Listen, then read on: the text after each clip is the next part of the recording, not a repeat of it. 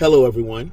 My name is Caleb T. Johnson, and at this time, I just want to say thank you to Moving On TV for playing some of my music videos. I truly am honored, and I was absolutely surprised when I thought you was just going to play one, but you played a few of them, and I truly thank you for that. To God be the glory. And thank you, Lauren. Thank you, Lauren, for giving me an opportunity to present my music to the UK. Yes, I am an independent recording artist here in America. And my day job, I work for DPW. But like you said it in one of your interviews, it's time for people to live their passion, to live their dream. And I truly thank you for allowing me to live my dream and to play my music videos so people can hear my music in the UK. I'm I'm floored. I'm absolutely I do have words, but it's just not coming out because I'm so excited and I'm so happy and I'm so honored. Thank you, Lauren. Thank you, Lauren, for this wonderful opportunity. She's the host of the TV show Moving On TV. Thank you so much. Thank you for this blessing, and many more is coming. This evening, I will be editing my new music video called "Sorry I Left You," and I will be promoting it, and I will definitely will let you guys know when it comes out. Okay? Thank you so much. I'm gonna have to head to work now. But thank you so much. Stay blessed. Moving On TV. Continue to keep doing your stuff. Continue to keep staying positive and allowing people to live their dreams. Bye bye now.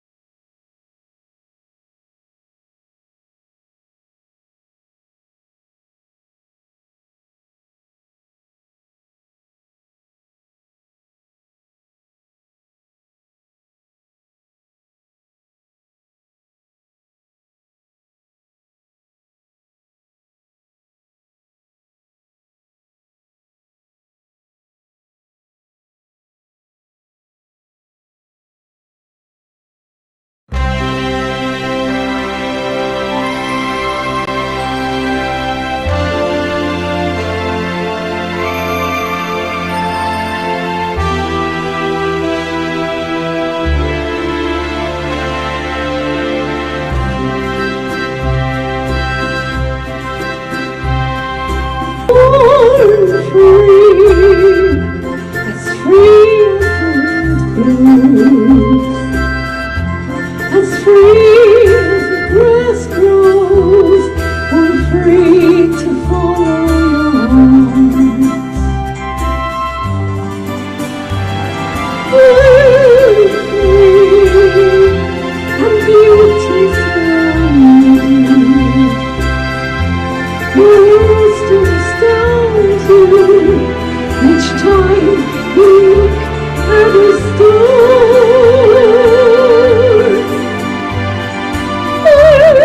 Free, when no one's designed you. You're free as you are at times. There's no limit to God. You're free, and life is living. And only living, 'cause you're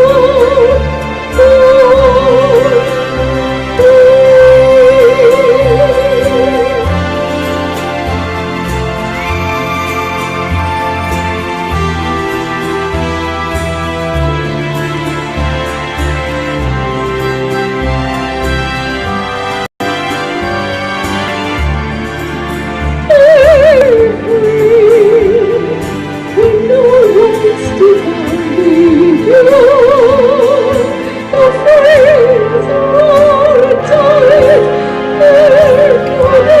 to hide. You're free, and life is worth living, but only living, 'cause you're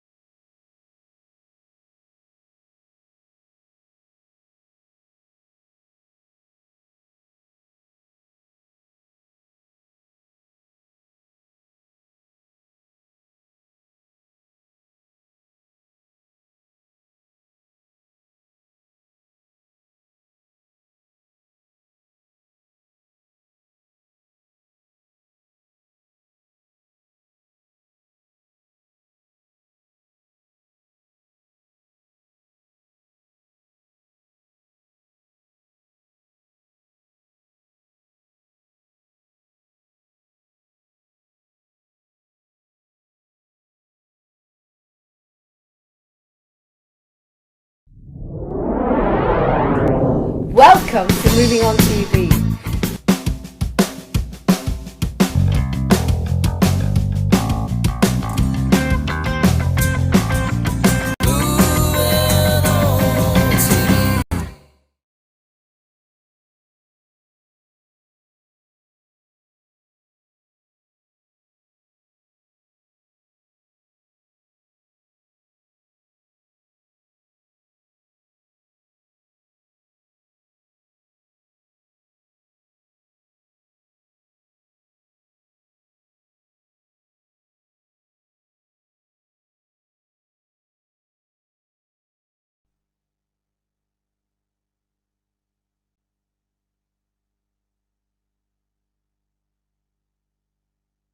I opened the door, took a peek, guess what I saw? A lady admiring the view.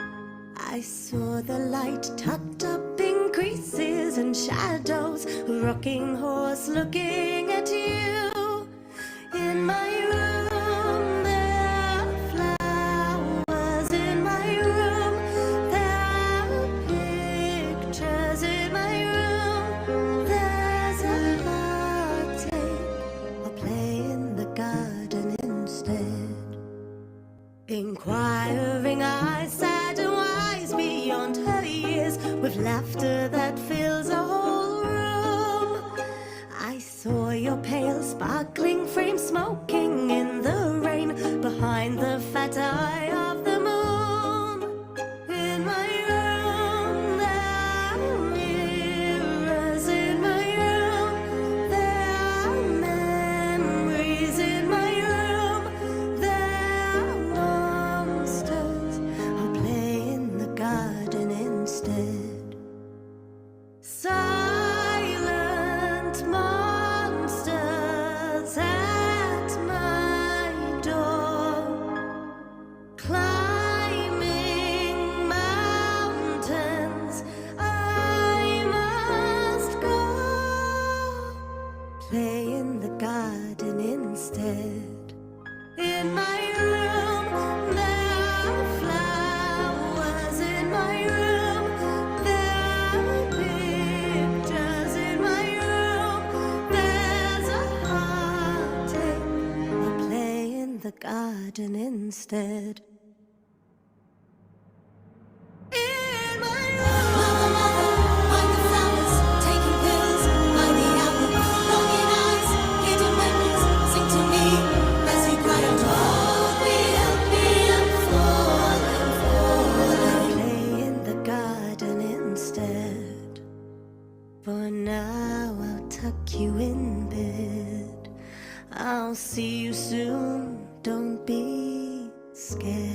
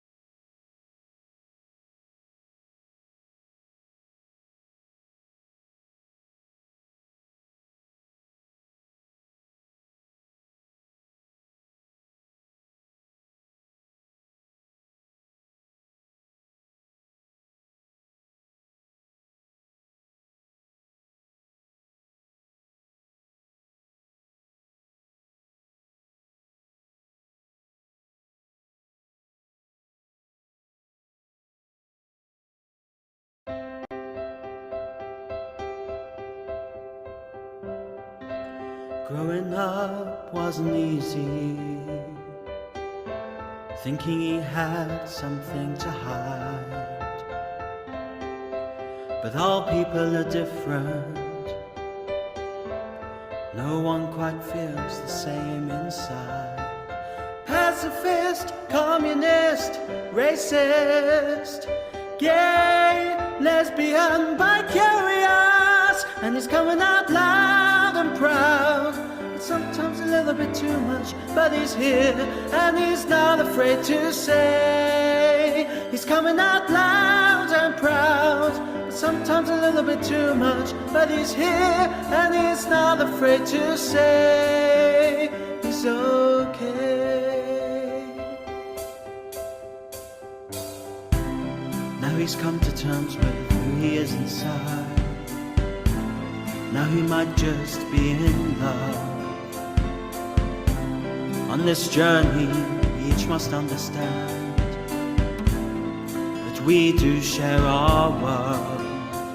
Rastafarian, vegetarian, vegan, bankers, lesbians, transsexuals, and he's coming out loud and proud.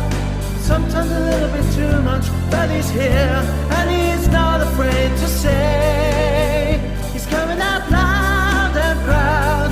Sometimes a little bit too much, but he's here and he's not afraid to say he's okay.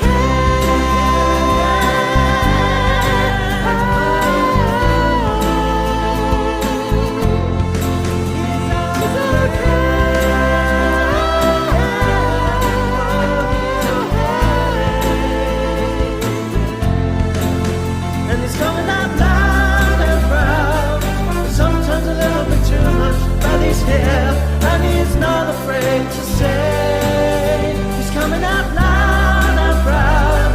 Sometimes a little bit too much, but he's here and he's not afraid to say he's okay.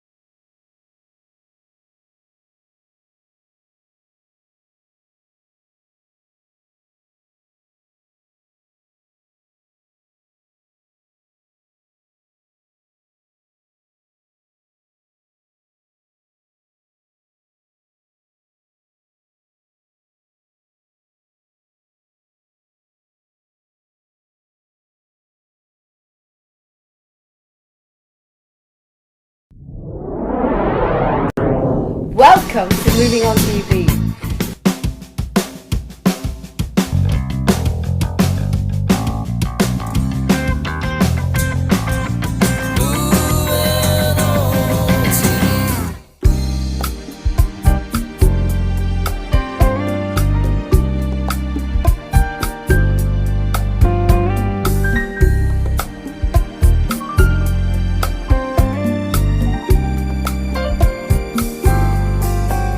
We had it good, but we didn't pay attention quite as much as we should. And now the rain will fall.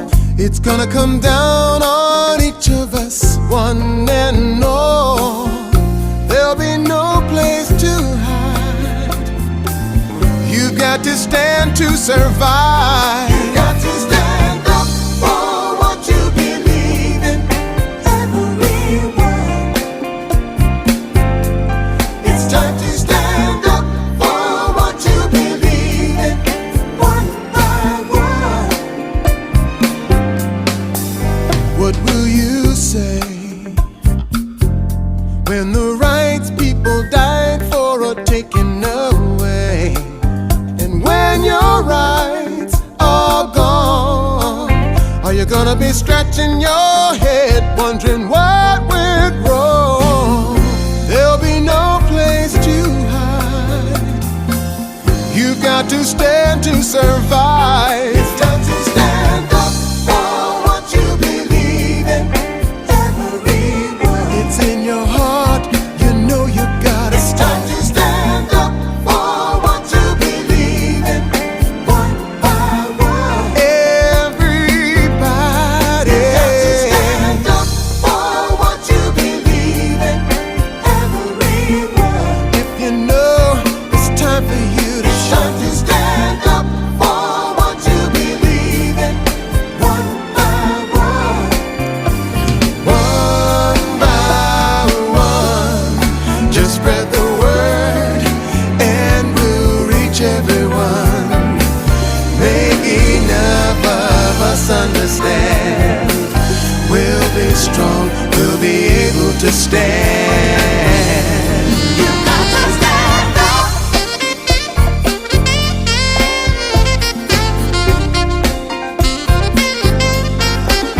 Stand up.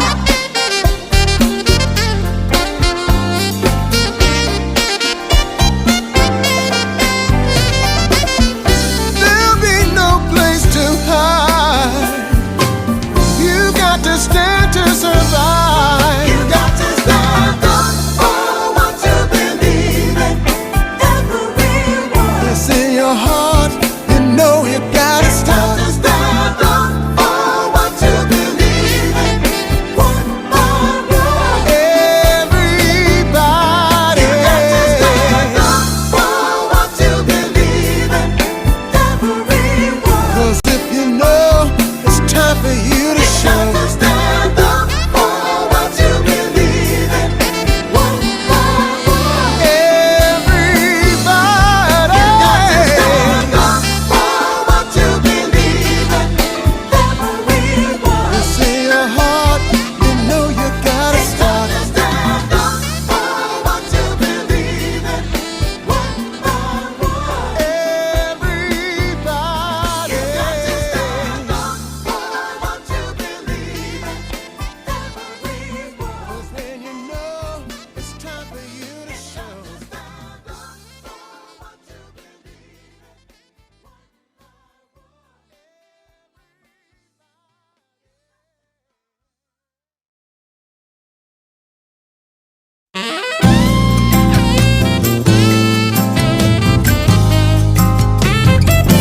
I can talk about oil in the water. I can talk about times getting harder. I can talk about us getting older. I can talk about the weight on my shoulders. There is only one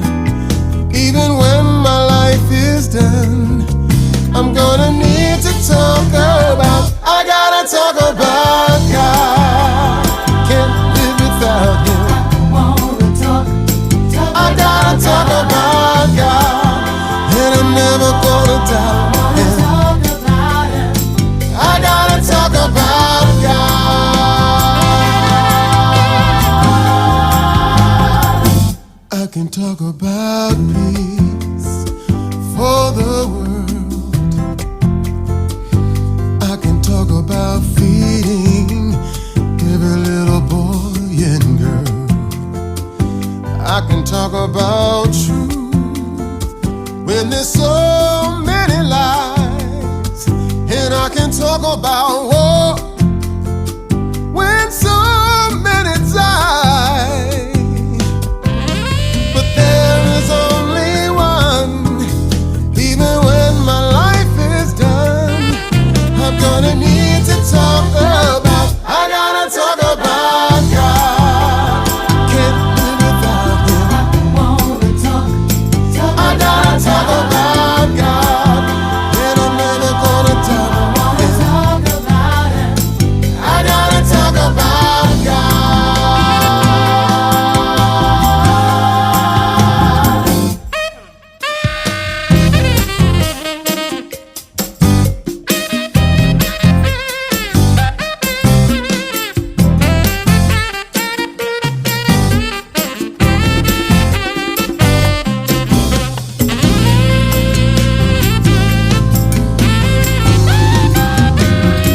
I gotta talk about God. Can't live without Him.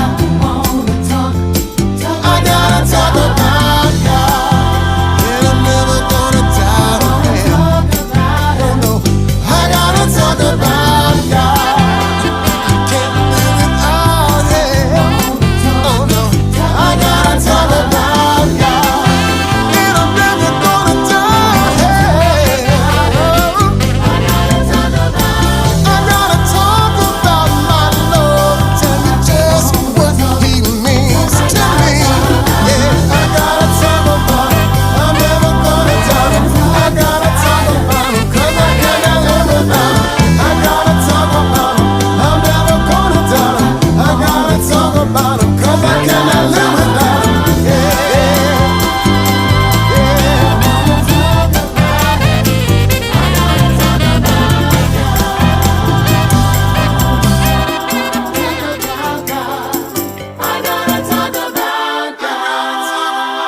I'm never gonna doubt Him. I gotta talk about Him, 'cause I cannot live without Him.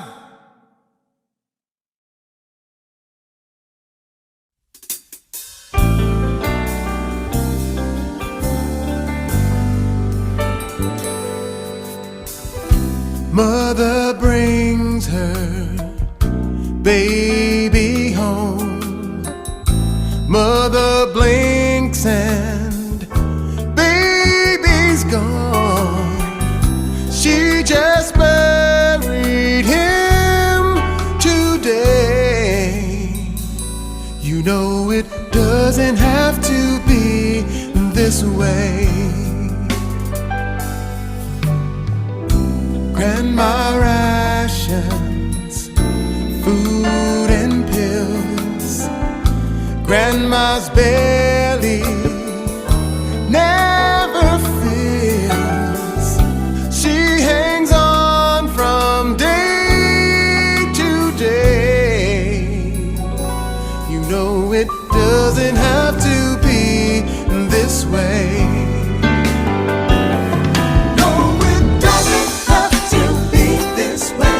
If we had more love to give. No, it doesn't have to be this way. You can help somebody live. No, it doesn't have to be this way. If we give more of ourselves. No, it doesn't have to be this way. You can help somebody else, because it doesn't have to be this way. Daughter, she goes on a date. Daughter's boyfriend seals her fate. He gave to her the gift of AIDS. You know it doesn't have to be this way. Husband he sent off to war.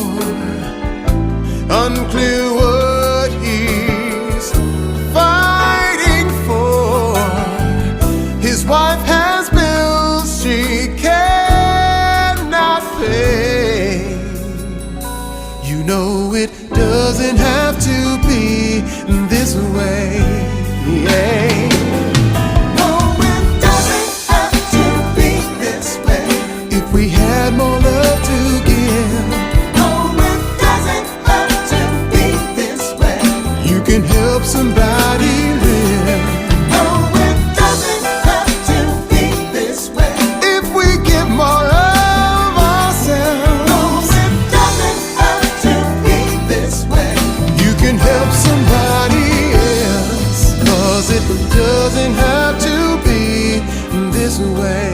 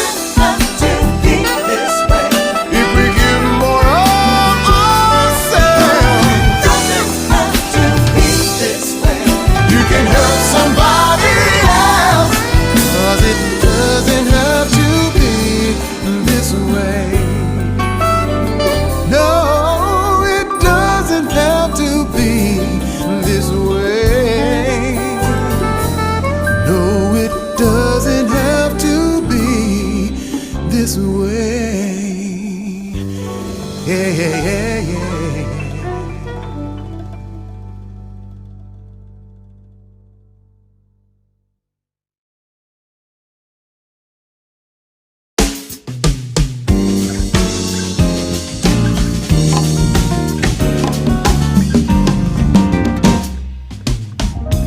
Every woman, every man, every race on every land, we must try to understand. Through His light and His love, we are one. Every creature from earth to sea, every leaf on every tree, we all share the same energy. Through His light and His love, we are one. We are one. I know that it's so hard for us to see. We are one. Illusion separating you and me. We are one. Caught in life's duality. We are light, we are love, we are one. Those who hear me, those who know, now it's time for us to show that His way is the way to go. Through His light and His love, we are one. We are one. I know that it's so hard for us to see. We are one. Illusion separating you and me. We are one. Caught in life's duality. We are light, we are love, we are one.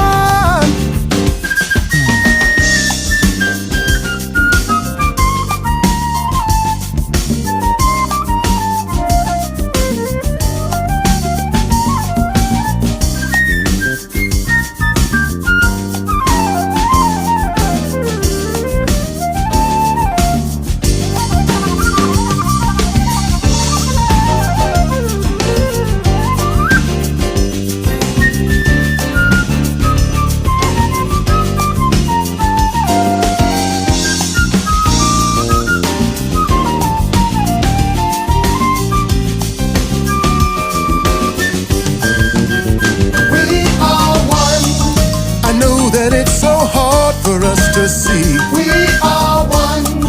Illusion separating you and me. We are one. Caught in life's duality. are light, we are love, we are one. We are one. Je sais que c'est difficile pour nous de voir. We are one. L'illusion, vous et moi, séparation. We are one. Dans la dualité de la vie. We are light, we are love, we are one. We are one. 幻想を見逃が才能を分かっている We are one. 人生の矛盾にとらわれた We are one. あなたと私を We are light, we are love, we are one. We are one. Sé que es muy difícil para nosotros ver. We are one. Ilusión tú y yo separando. We are one. Atrapados en la dualidad de la vida. We are light, we are love, we are one.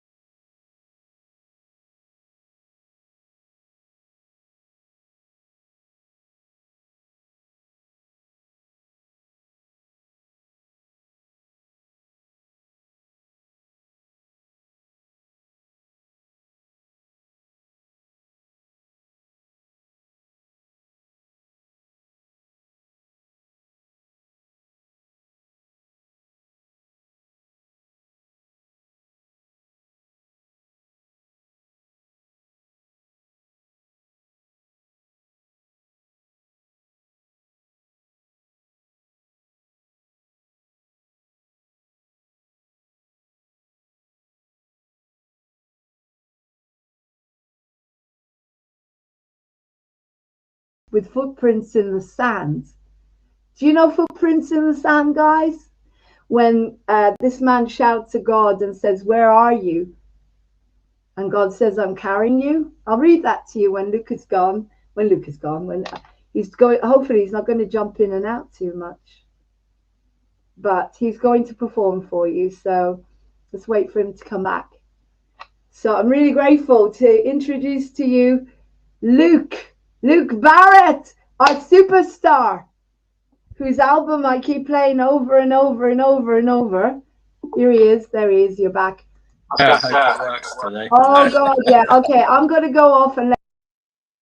Okay. So anything that's a little bit jazzy and under the same sky, of course, for me. Oh, yeah. Well, I think you said sort of big bandy stuff, so I looked at a few of those that I used to play. So this is Beyond the Sea. I thought I'd start with.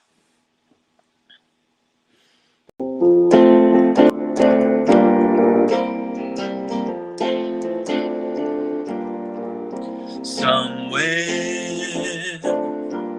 beyond the sea, somewhere waiting for me, my lover stands on golden sands and watches the ships that go sailing. Somewhere beyond the sea, she's there.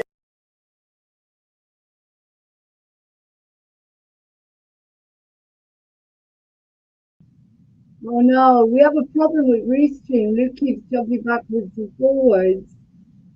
We'll wait for him to come back again. I don't know why. It's something to do with Restream and his phone or his laptop. You asked him to go on his laptop? It's only Luke. I don't know what. Oh, Martin couldn't come on the other day. It's beautiful. Come on back. Yeah.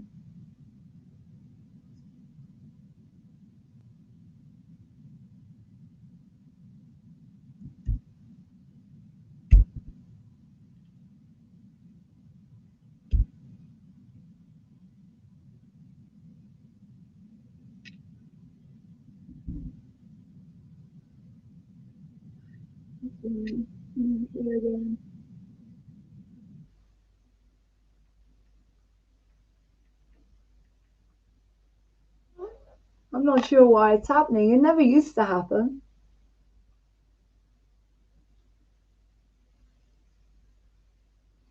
Technology, eh? So as I was saying, footprints in the sand, guys. You know that story of when God says, "I'm carrying you"? Footprints in the sand.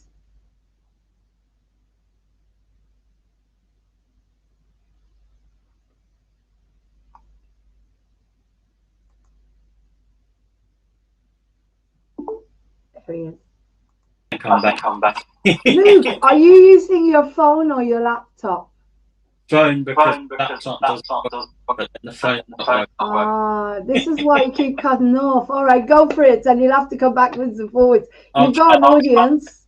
You've got an audience. Go. I'm excited for you. Go. Okay.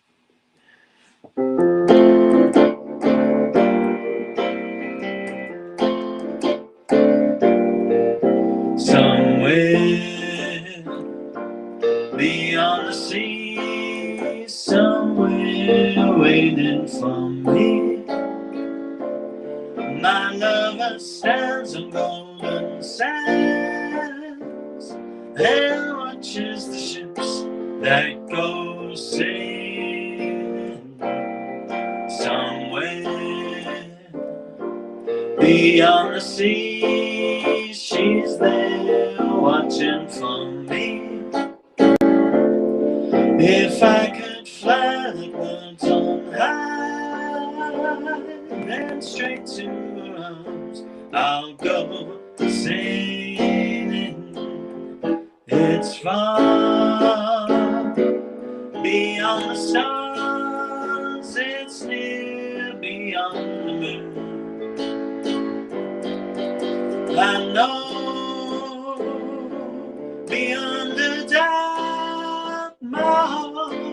lead me there soon. We'll meet beyond the shore. We'll kiss just like before. Happy we'll be beyond the sea, and never again I'll go sailing.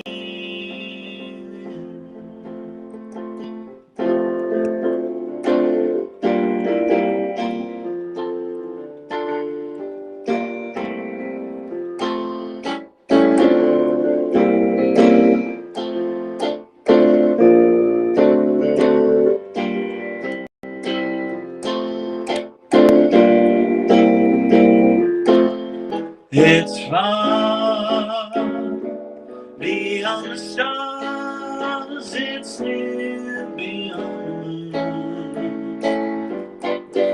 I know beyond a doubt my heart will lead me there soon.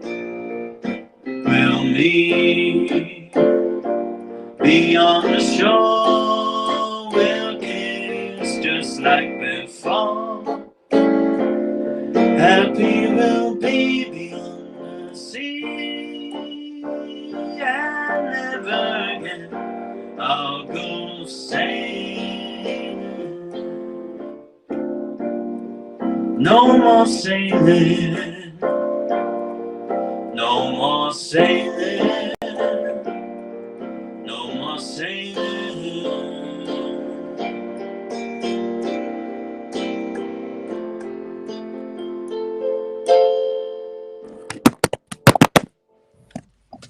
Woo!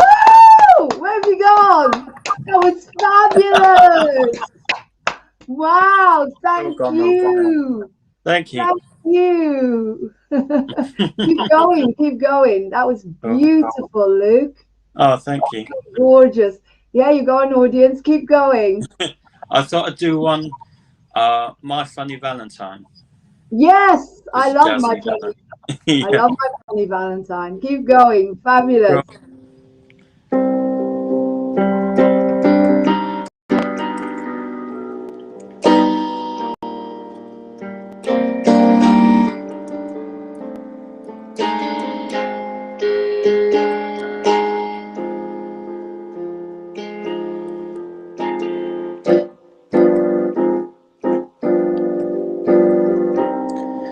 My funny Valentine, sweet comic Valentine, you make me smile with my heart.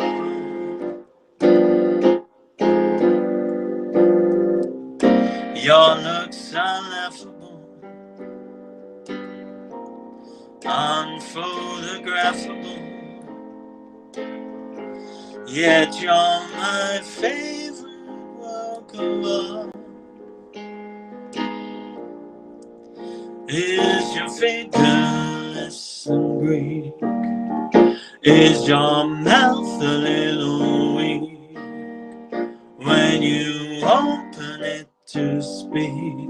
Are you smart? But don't change a half for me, not if you care for me. Stay, little Valentine, stay.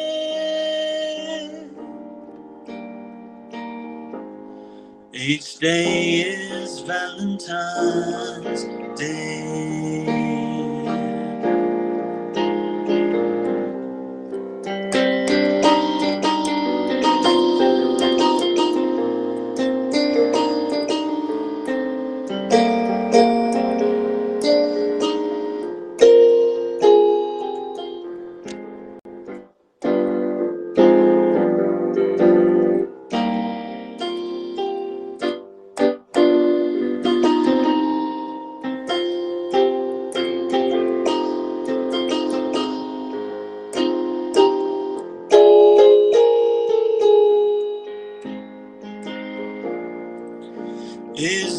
figureless and brief?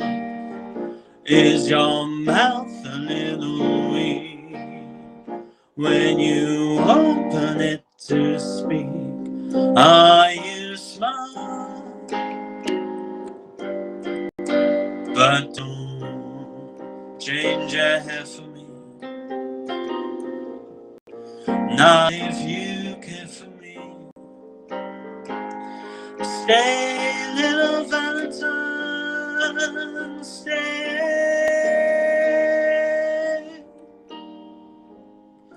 Each day is Valentine's Day. Each day is Valentine's Day.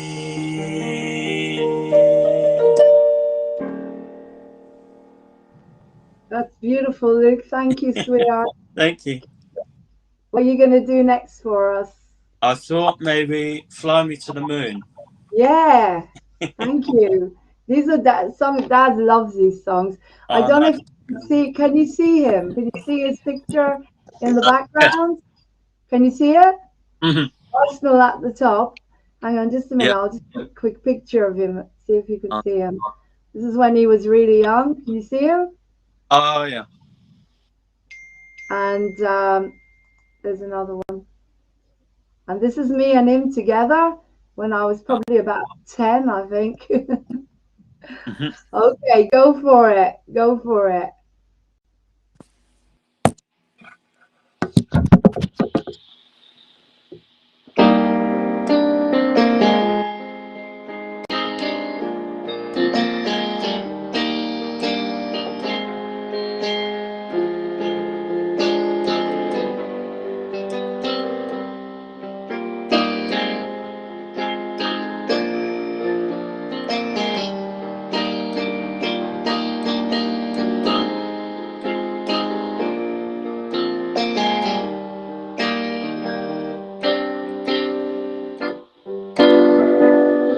Fly me to the moon and let me play amongst the stars. Let me see what spring is like on Jupiter and Mars. In other words, hold my hand. In other words, darling, kiss me.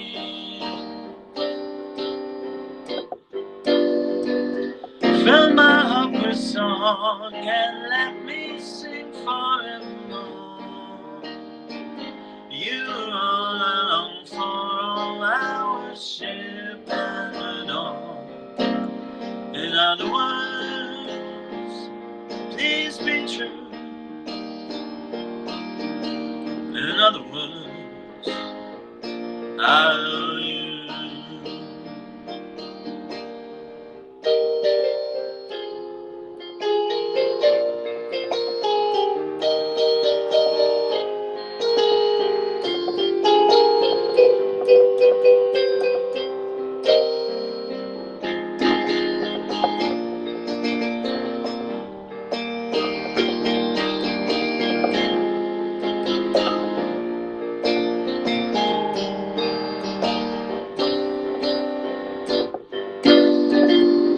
Fill my heart with song and let me sing forevermore. You all along for all I worship and adore. In other words, please be true. In other words, I love you.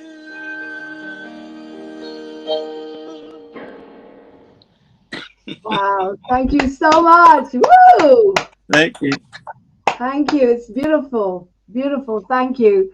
To say, I'm trying to compile everything that Dad likes, and you know, he's here with us, and he was an extraordinary man. Martin came on before and talked about him a little bit. My dad, I wrote a book with him called The Cat Has Nine Lives. It's absolutely extraordinary. Let me just quickly put a quick video on. with Dad saying, I can watch back as well. pardon? I can watch back. Oh, you can Once watch I it. You finish. can watch Yeah, I'll what? watch it. I'll watch it back later. See more about Okay, it. no worries. Yeah. Do Under the Same Sky for me. That was the next one. Yes. It makes that tears me to pieces, this song, because I feel it's dedicated to everyone. I'm telling everyone, make peace with your parents to the best of your abilities, because that's why I can do this, is because I love him, because we forgave each other, we did work together, we wrote a book together, and we moved past all the childhood crap. You know, he did his best with what he had. He had very little, but he did his best. And towards the end of his life, I became like his carer. You know, I became like it kind of shifted. Like I was his mother because he was so vulnerable, and I was able to see him in different ways and to understand that he did his best. He made a lot of mistakes, but he did his best. And that's beautiful to do that before you lose your parents. You know, do it now if you can. Anyway, I know we're living in times where it's hard, but anyway, let's hear the most amazing song, Under the Same Sky, written by Luke Barrett and sung live, the longer version, especially for me. Thank you. And piano version. The piano version. Do you want to say something? So kind of like say that this is dedicated to Moving on TV, to Lauren in some way. Okay, I'm just gonna hang on now. This is the piano version of Under the Same Sky, dedicated to Moving on TV.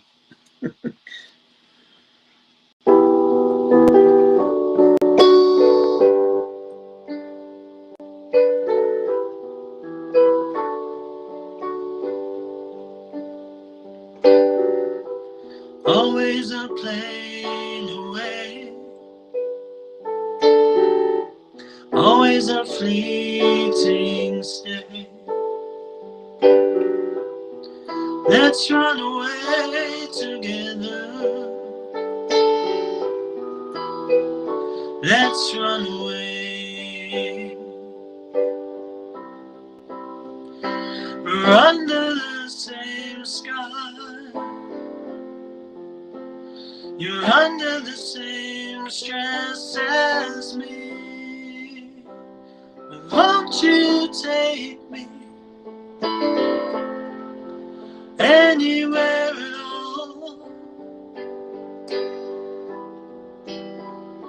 Will you ever leave here? I know it's easier than leave things as they are, but what will I do? What will I do? We're under the same sky. You're under the same stress as me.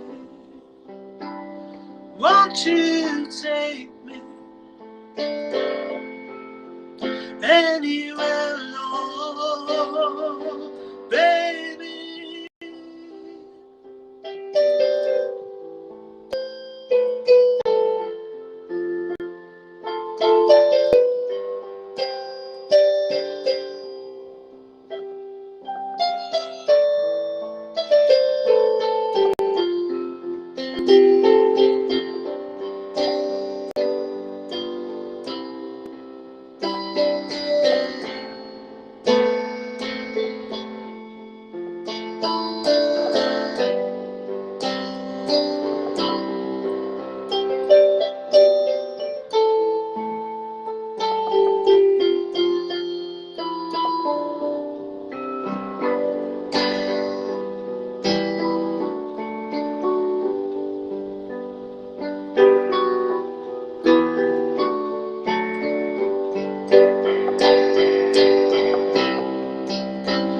You're under the same sky.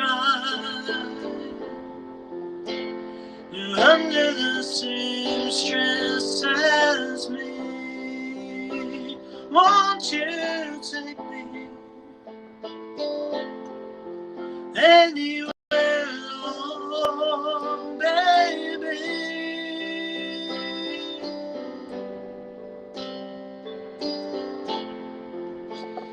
Baby, won't you take me anywhere alone, baby?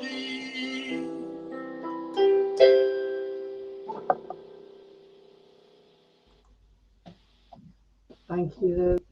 Thank Wow. you. I think that's your best song, don't you? Oh, nice. How long ago did you write it? Quite long now. 6 years. How long? 6 years? 6 years. Stunning. Stunning. I mean, you could like it's you could release that, you know, just with the melody. Da, da, da, da, dee, da. Oh my God, I've been listening to Spring in Your Step as well. I love it. Oh, Can you play that? no. You don't remember it? I Oh remember. my God, it's really good. Did you write that for a film or a commercial or something? So that one, I think it might just be a sort of general library track. So for nothing specific, but meant to be quite fun and upbeat. Yeah. But yeah, the hooks are beautiful. I love it. Anyway, you could sing. What else would I like you to sing? Ah, I Have Waited. Can you do that one? I'm not sure I'd remember it, but Improvise. That's what I do. I improvise. yeah. Do you mind? Those are the two songs that really talk to me. Is I Have Waited, and of course Another Like You. Another Like You, I've Waited, and Under the Same Sky. They just tear me to pieces. Those three songs. You know. Yeah. Go on then. Do whatever you can. We're watching. You've got an audience. I could probably do I've waited. Sorry? Because that one was a long time ago. You wrote it. I'm sure you'll get away with it. All right. And then after that, I think I've got one more sort of big bands type one to end with. Fabulous. Thank you. Okay. Let's hear you. Go for it.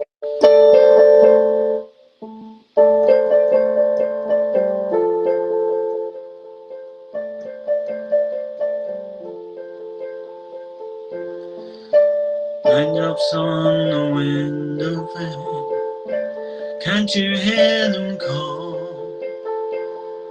Won't you there when I answer me today?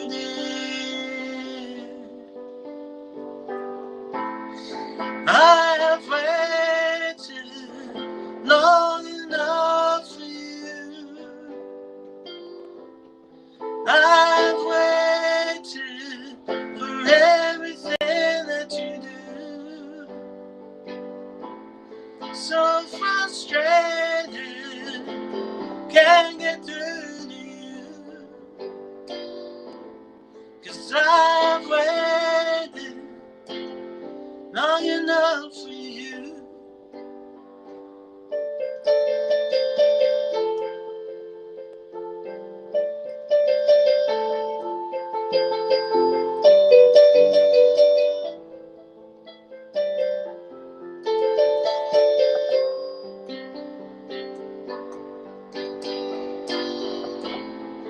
I've waited long enough for you. I've waited for everything that you do. So frustrated, I'm trying to get to you. 'Cause I've waited long enough for you.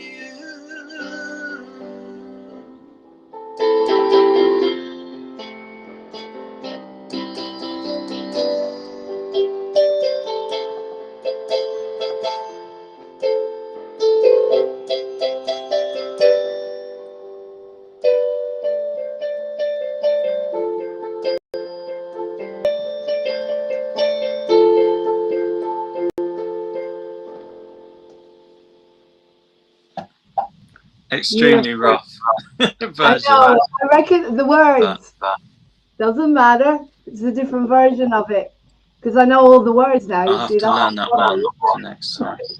I love the. You've got Then beautiful. I thought I'd finish with a well-known song, another sort of band classic song. Okay. This is My Way. Oh yeah, go for it. I do my version. You do yours.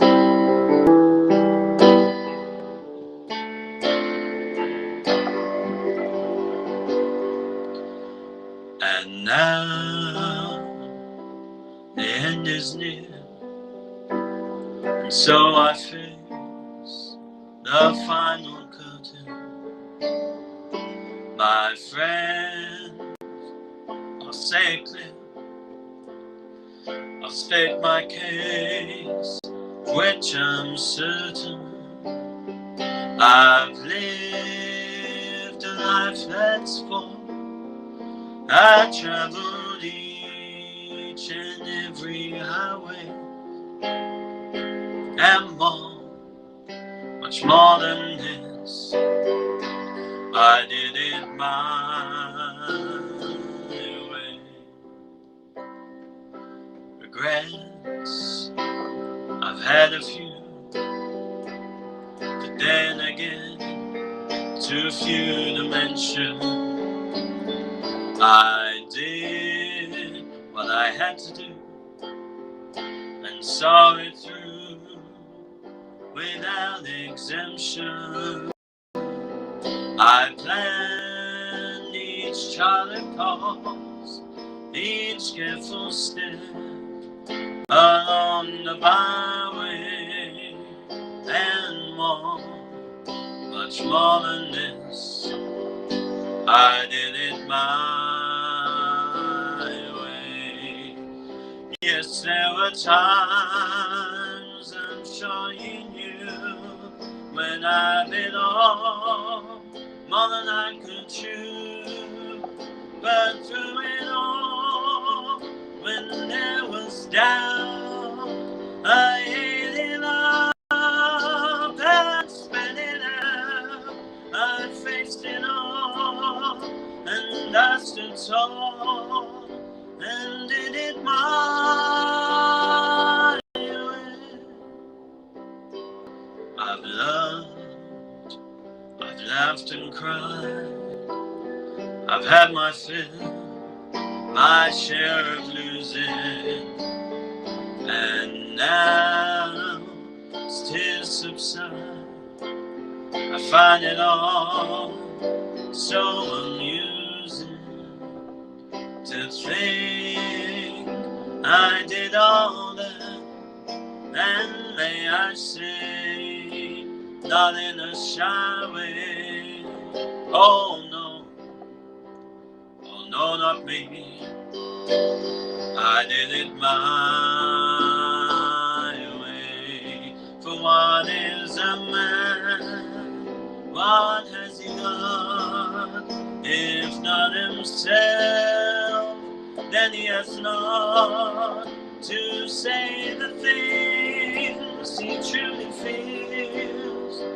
They're not the words of one who lives. The record shows I took the blows and did it my way.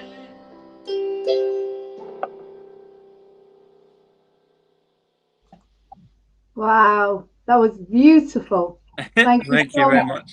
much. I do a version of My Way as well, and you really put, because you want people to do what we're doing, don't you, Luke? You want people to be putting everything into their art, into their creativity, like that long conversation we had the other day about Da Vinci, and artists, and it's like sometimes people put their art in front of everything, and I've made the big mistake of where people were very unimportant and the art was more important. But I learned the hard way that people are more important, and Mhm. but you've got to use everything you've got now to put into your music and your art, and that's what you're doing. And My Way is such an important song Mm. because it's literally saying to every person on here, we were getting some trolls coming on here, Mhm. and just very quickly, I want you to watch the person that my dad was, Mhm. because they left when they listened to what he had to say. Oh.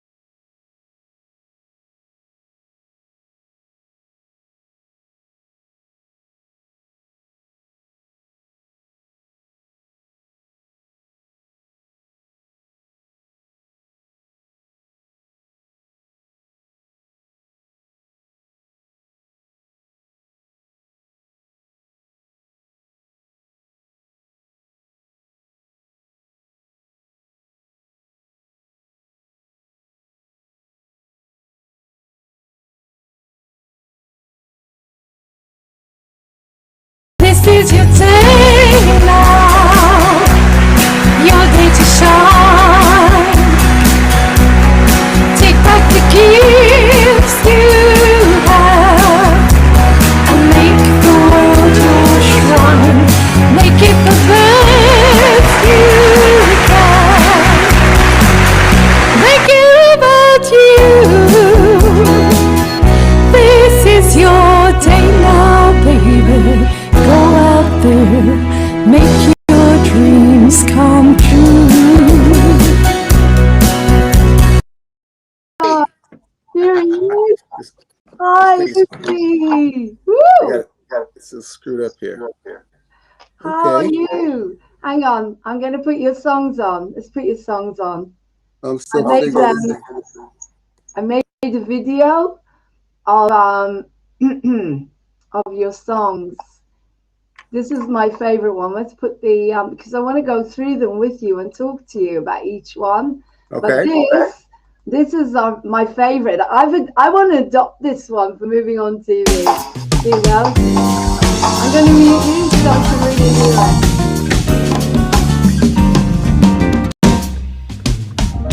Every woman, every man, every race on every land, we must try to understand. Through his light and his love, we are one. Every creature from earth to sea, every leaf on every tree, we all share the same energy. Through his light and his love, we are one. We are one. I know that it's so hard for us to see. We are one. Illusion separating you and me. We are one. Caught in life's duality. We are light, we are love, we are one. Those who hear me, those who know, now it's time for us to show that his way is the way to go. Through his light and his love, we are one. We are one. I know that it's so hard for us to see. We are one. Illusion separating you and me. We are one. Caught in life's duality. We are light, we are love, we are one.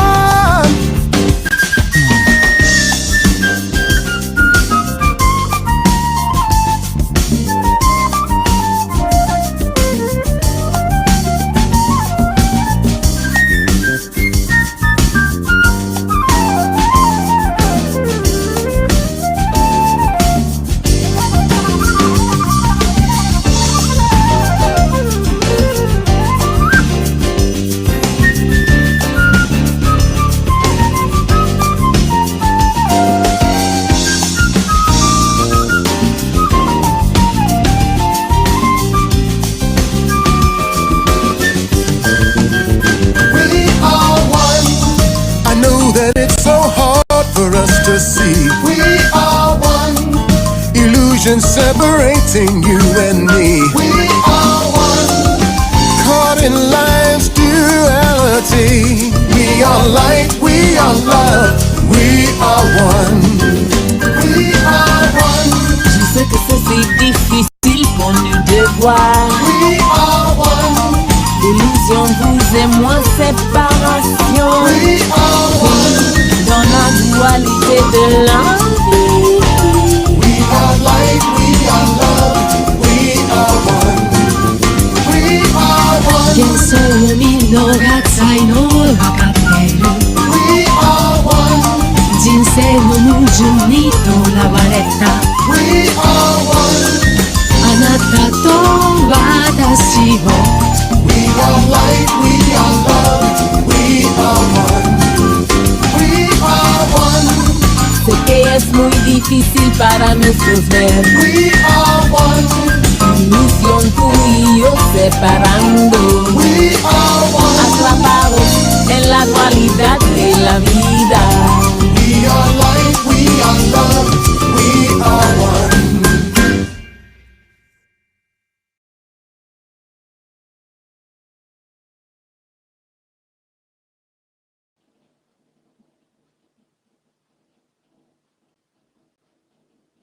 Hello.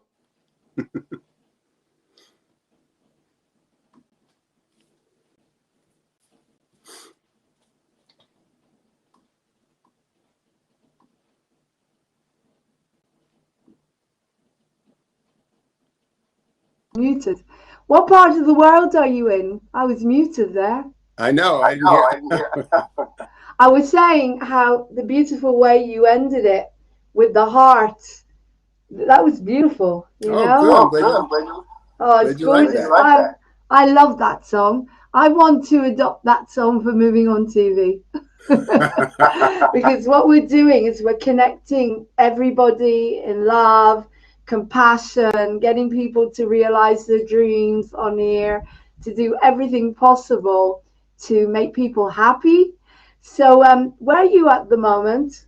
What part of Where do I live? Is America? that what you, Pardon? where do I live? Is that what you mean? Yeah. I live in New York State, a little bit outside of New York City, about 45 minutes out of New York City. Okay. And I was, the more I listen to your music, I'm a musician as well, a singer and a writer, but I feel that you sound very much like Lionel Richie and Stevie Wonder. Have you been told that? Yeah. I get a lot of that. I used to be Luther Vandross Oh yeah. and James Ingram, and I Lots know. of good. So how long have you been writing? When did you start writing? I literally started writing when I was a kid. And on my website, I wrote a little bit about my journey. And I noted that when I was about, 10 years old or so, I wrote the lyric that the world is aching and breaking down. And I couldn't even play an instrument at that point. I was just trying to write songs just because that's what I wanted to do. And I was able to finally use that lyric in a song on the last CD where I could use the lyric, the world is aching and breaking down. When I was a kid, I used to say things, I'm not from here, all these kinds. I never knew why I was saying this stuff. But Yeah. I don't know if you're familiar with Crystal Children, Indigo Children, any of that stuff. Yes. Oh my God. Sorry to stop you there. Sorry. With star seeds, I get so excited. I was just having that massive discussion with one of my friends where she can't work anymore. We can't say too much on here, but you know what I'm talking about. Because she feels she's on a completely different vibration. And I know you found me through Charlie. So, anyway, I'll shut up now because I get so excited when I meet another one of us, the 144. I know what you mean. But so anyway, the song itself, I mean, in terms of the music, how that really happened, I have well, I'm really done with it now, but I had a music agency that I was playing at, weddings and private events that paid a lot of money. And so after I made a certain amount of money, I said, it's time for me to make my CD. But I never really got to it. The only reason I got to it is because I developed a hernia and I couldn't play. I couldn't work for about a month. I couldn't even sing because I couldn't get any air in my body because the hernia is just this type of thing. There's a hole there, basically. There's no way to push any air. So anyway, during that time, all I could do was lay on my back and I played acoustic guitar and I would just lay there and bang away on this guitar. And then after a while, I started to get song ideas would come to me and I would start getting very emotional and I would cry sometimes. And then after that, lyrics would come to me and I'd write them down. So this process kept going on. And I realized after a while, I said, I'm not really writing these songs. These songs are like just coming through me. I'm more of a vessel than, or at best, a co-creator, and that's what I believe we all are, co-creators. So I realized at that point that I am being guided. I'm being assisted. And so that process went on through that entire CD, basically. And it doesn't really happen that much now because I'm not doing much writing right now. I'm really preparing. I got a lot of material that hasn't been recorded that is for right now. And when I made this music, I made it in the early 2000s, really. Most of the writing was happening then. And friends of mine were saying, you shouldn't do this. It's not going to sell. Nobody wants to hear this. And I said, I know, but there will be a time when they will want to hear it. And I think we're coming to that time now. Well, your music is stunning. You see, the thing is that on Moving on TV, I mean, I've been writing since I was 10. I've written musicals, my music, I've done loads of peace music. I've been writing forever and singing forever, and I couldn't get any opportunities. I was blocked everywhere because my music was so full of light and love. I mean, I've even toured theatre as EDF, Maria Callas, you name it. But the minute I started talking about mental health recovery without medication, that was it. Nothing. Yeah. Nothing anywhere. So you know what I'm talking about. I know exactly what you're talking about. So all the incredible, like you and the songwriters and myself that come on to Moving on TV, everybody is so exceptionally talented. And your music, I mean, that song in particular, the hooks to your music, like You Gotta Stand Up. Yeah. And the other one, oh God, it shouldn't be the way to. Be this way. Yeah, this shouldn't way. be this way. And then the third one, you sent me another 3. And talk about God. Let's talk about God. Now it's interesting the word God, because I'm Jewish. I grew up in Israel. A long story, Irish Jew. But when I talk about God, to me, God is the consciousness of love. So, you know, we're all connected. We are one. And so when you write about that, what is your concept of God, and how does that fit into the way we're living at the moment, would you say? Well, my concept of God is everything. There's nothing that God is not. And in terms of, I have a very personal relationship with the entity, energy, consciousness that we refer to as God. And it doesn't matter what name we call it. In fact, I have another song that talks about that. He doesn't care about what name we use. The point is that for me, God is the supreme level of consciousness.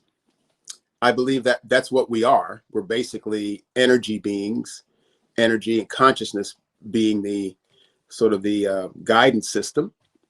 And we are at a certain level of consciousness where some of us are connecting with the higher aspects of ourselves.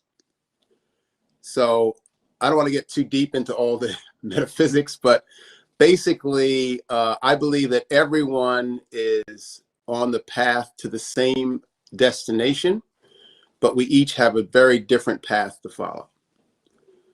Yeah. That's basically it. Yeah. And we're go ahead, I'm sorry.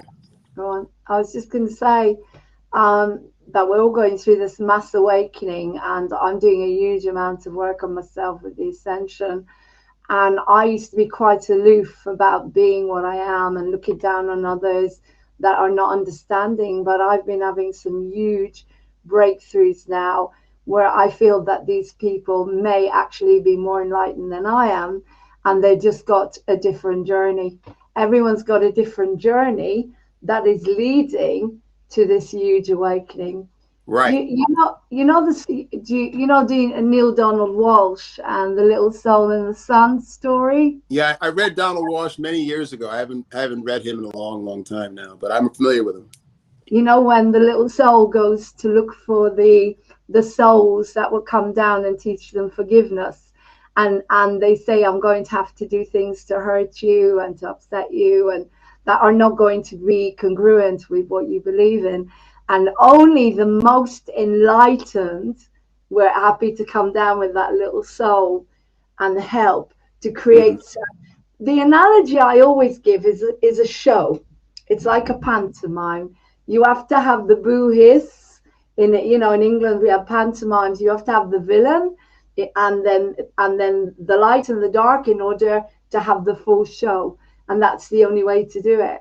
But so the way I'm looking at it now is those people that I cannot go anywhere. I can't even go shopping anymore because I never wear this ever, and I never will. I, instead of looking down on people now, I see them as doing their job for humanity. Yes, that's right.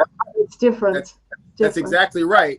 And everyone has a role to play, and we're in a free will universe. So that means we choose what we're going to do and what we're not going to do, whether we do it consciously or unconsciously.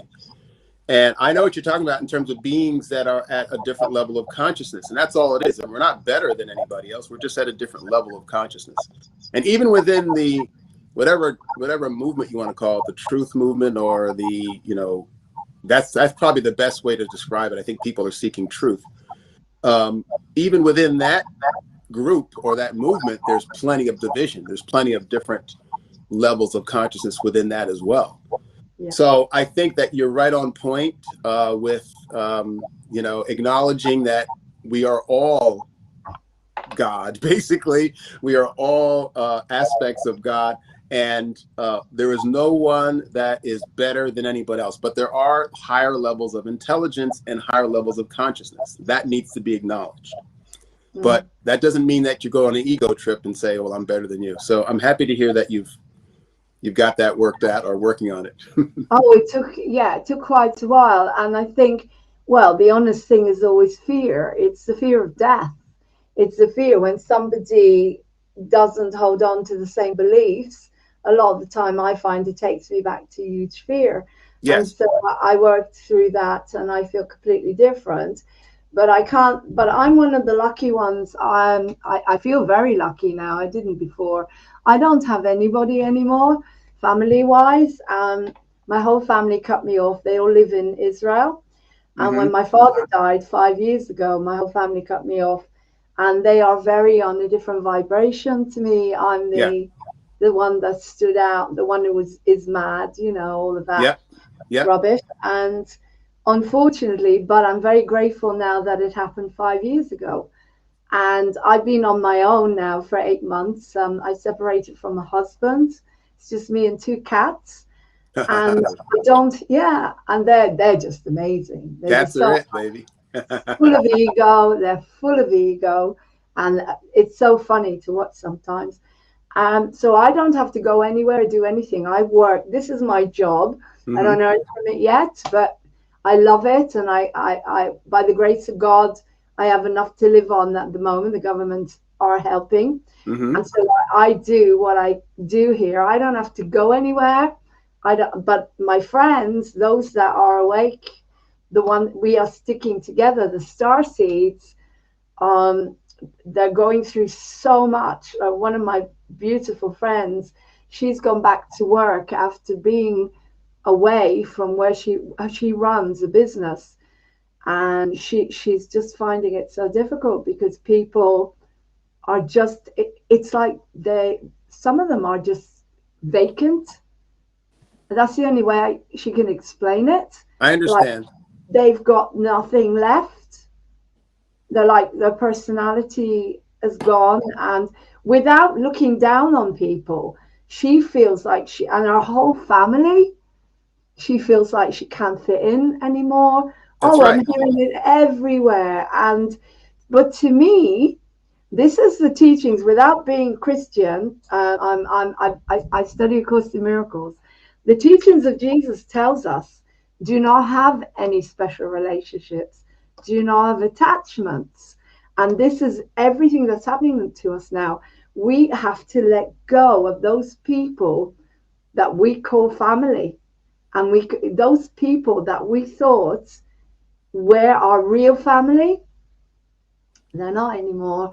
And it's a very, very difficult time, and I'm actually grateful now. I mean, I cried for 5 years over family and grieved, and now it's like, oh God, you're free. You're free now to me. Oh my God, if you've done this now to me, thank you so much for doing this to me 5 years ago. Right. And so, but anyway, coming back to the music, the second song that you do is Stand Up.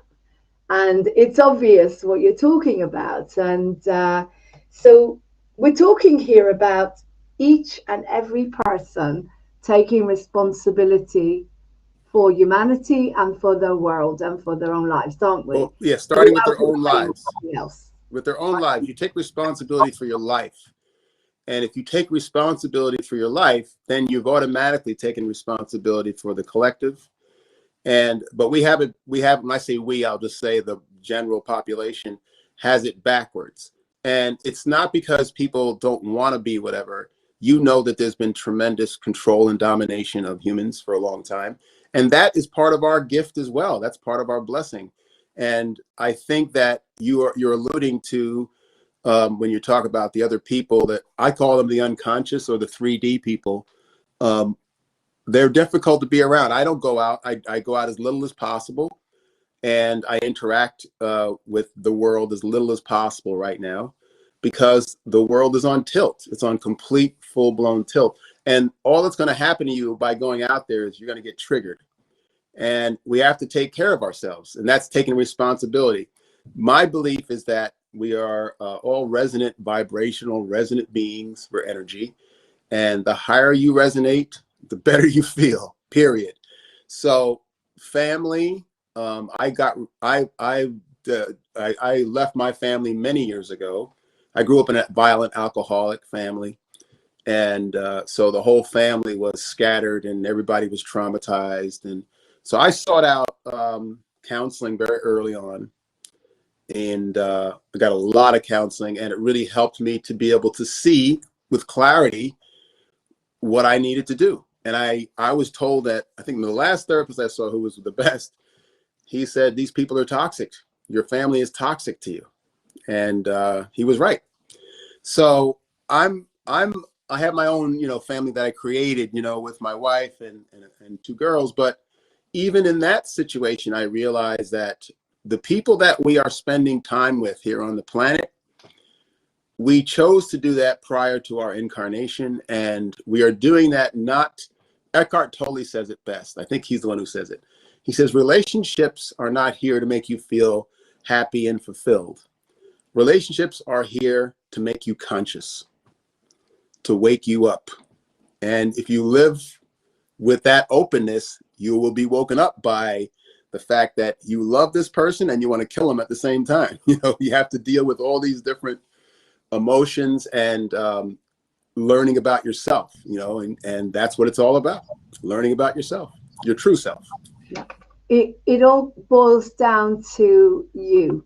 It's all about ourselves. And because, I've had a really, really extraordinary life. And one of the things I learned is, because I recovered without medication from a so-called label. I was so lucky. I was placed in something called a therapeutic community.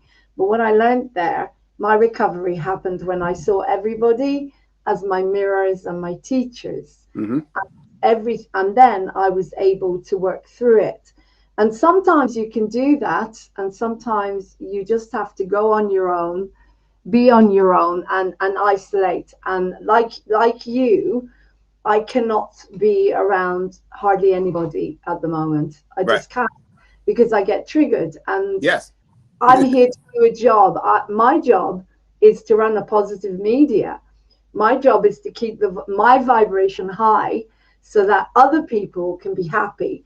So so I'm very lucky that the only thing is going shopping, as I say. Yeah, me too. Really, really scary experience. Well, you guys got it much worse over there than we do. I watch what's going on there, and Australia has it even worse than you. And in America, it's different. And I learned about the difference of America many years ago and how Americans were being treated. Time magazine had different editions for different parts of the world.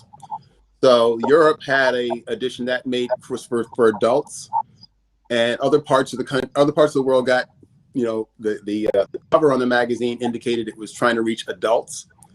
The United States version was kindergarten. It was for children. And Americans are some of the most ignorant, And I'm not saying, I'm not, look, ignorant is what it is. You just don't know. They don't know, and they don't know they don't know. So I know Charlie Ward is spending a lot of time trying to wake people up. Not everybody's supposed to wake up. That's the deal. They're not supposed to wake up. They made the choice. Yeah. And if they take the injection, because it's not a vaccine, if they take the injection, they're declaring their 3D status, basically. They're saying. Sorry, Izzy, we've got to be very careful what we talk on in here, because they wipe me off for a whole week. you get on YouTube. You can't say anything. Yeah, you can't say anything. So we talk in codes, if you know what I mean. Yeah, but yeah, exactly. And you see, people have a choice, and we were given an intelligence. Likely I'll get some thumbs down for this because I have trolls on here. Whatever, it's sad because they could learn a lot. But as you said, this was my conclusion: is everybody is part of this awakening. And if you think about very, very enlightened souls like Gandhi, Gandhi said, "Don't fight, just surrender." And so did Jesus. Without going into the whole story, Jesus said, "Love and just surrender." And so when I see the people that are going to, say, for example, if I go shopping, I'm the only one, always, the only one that hasn't got one, right? Right. And I walk in, my head held high. I go through the back where it says nobody allowed in. I always go through the exit. Nobody says anything. Nobody takes any notice, walk straight in and keep my head held high and do my shopping. And I really have to pray to something before I go shopping. And then I walk out, because the ego that I've been given, the identity, could be quite like when I go in there and I see something so ridiculous. On the cat food, it says, "Don't keep 2 meters away." And I think, what, from the cat food? And so, and as soon as I see that, I want to get all, belligerent. And I think, I'm not going to, Lauren, you've got to get out of here in one piece, because people will report you if you keep quiet and, without the connotations of being a Jew, you know what I mean? I just walk, I keep my head up high, and I walk out. But now that I've been able to go through that stage of awakening, I was able to understand the connection between the consciousness of your body not actually meaning anything to you, and therefore you're prepared to sacrifice it for humanity. Now, we won't have to do that. We know what we know. We will survive. We know how to stay healthy. We don't need anything. As far as I'm concerned, GPs, they're the ordinary general practitioners. They should be wiped off the planet. They know nothing, without going into too much here. But what I'm saying is, we know how to stay well, and we know certain things. But these people, they are more, I think, on the consciousness. Their souls came here on the consciousness of Gandhi, where their body means nothing to them. Who are you talking about? Pardon? Who are you talking about? I'm talking about those people that won't wake up. And you think they're aligned with Gandhi somehow? I think, yes. I think that they are the souls that came here to give their bodies for humanity. And I don't know where this came from, but it came to me through a lot of meditation, and it really helped me to understand that certain people, we all have a journey. We all have a journey. I'm not talking about, don't get me wrong, I'm not talking about what has tried to destroy humanity. That's you're talking about the people that they're sacrificing themselves. Those that won't wake up, yes. But they're sacrificing themselves. Yeah. That's right. That's right. Exactly. And that happens all the time. People that come in as paraplegics, they come in as, babies that are, well, I won't get into the baby thing, but people that come in as severely, messed up, they did that on purpose. They wanted that experience, but they also wanted to help humanity, become more compassionate and be able to see these people as people, Everybody has a journey. every soul that comes here, like my mother died of cancer, my aunt died of cancer, so many people in my family died of cancer, and I was the one to wake up and figure it out. But they had to move on in order to create a massive crisis that something would wake up. Do you understand where I'm coming from? Yeah. Again, I think that we're kind of saying, we're basically saying the same thing. But we all have, you know, it's like the idea of, I guess there's an elephant and people are blindfolded and they're all touching the elephant, but they're touching different parts of the elephant. So they have a different experience, basically, with the same object. And I think that I think everything you said, pretty much I agree with, in that, you know, these people have made the choice to, and that's what I was saying as well. I agree with that 1,000%. And now it's the ascension process has something for everybody. So I have friends of mine who decided to stay 3D, right? And it's very sad to watch this. I understand what's going on. It doesn't mean that I don't have compassion. It doesn't mean that I still won't, you know, I'm not going to try to convince anybody of anything, that's for sure. But it's really about accepting. It's about acceptance and accepting what is, not what you would like, but accepting what is. And once you accept what is, then you're on the path to be able to create what you like. But first, you have to get your resonance up, and the only way to do that is to be in flow. That's allowance, acceptance. That's it. Yeah. But don't you find, I mean, I totally agree with you on that. However, one thing stands out for me is when I see people going in that direction, and where I know that nothing is going to be forced on us, but the mind thinks that because these people are quite a lot, that these things will be forced on us. And then I find I get triggered. Well, because it's the fear, isn't it? Yeah, you should be triggered. And so I can't be around them. Yeah, I'm working on that. Yeah, well, you know, it's a really tightrope you have to walk in terms of consciousness, I believe, right now, especially if you're an awake person, because you are being targeted. At least in America, they do this all the time. When they have a program, an op that they're running, they want to make the resistance the bad people. So when you didn't wear a device, when you didn't wear a covering, or however you want to say it, you were considered a threat. And now, if you don't want to go along with their current program, you're considered a threat. Yeah. And this is all base stuff, and I'm not concerned about it. But I am aware of it. So I'll make sure that if I'm in a situation, I'm going to evaluate my surroundings and the people I'm around. I don't say anything anyway, because like I said, I don't even want to be there. So that's why I've decided that it doesn't make any sense for me to interact with these people at this point. I did at one point. I was out there spreading the word, talking to people. I ask questions more than I say things to people, get them to think, you know. And one of the things I used to do was go around and ask people, I said, do you think that there is everything that just happens is random?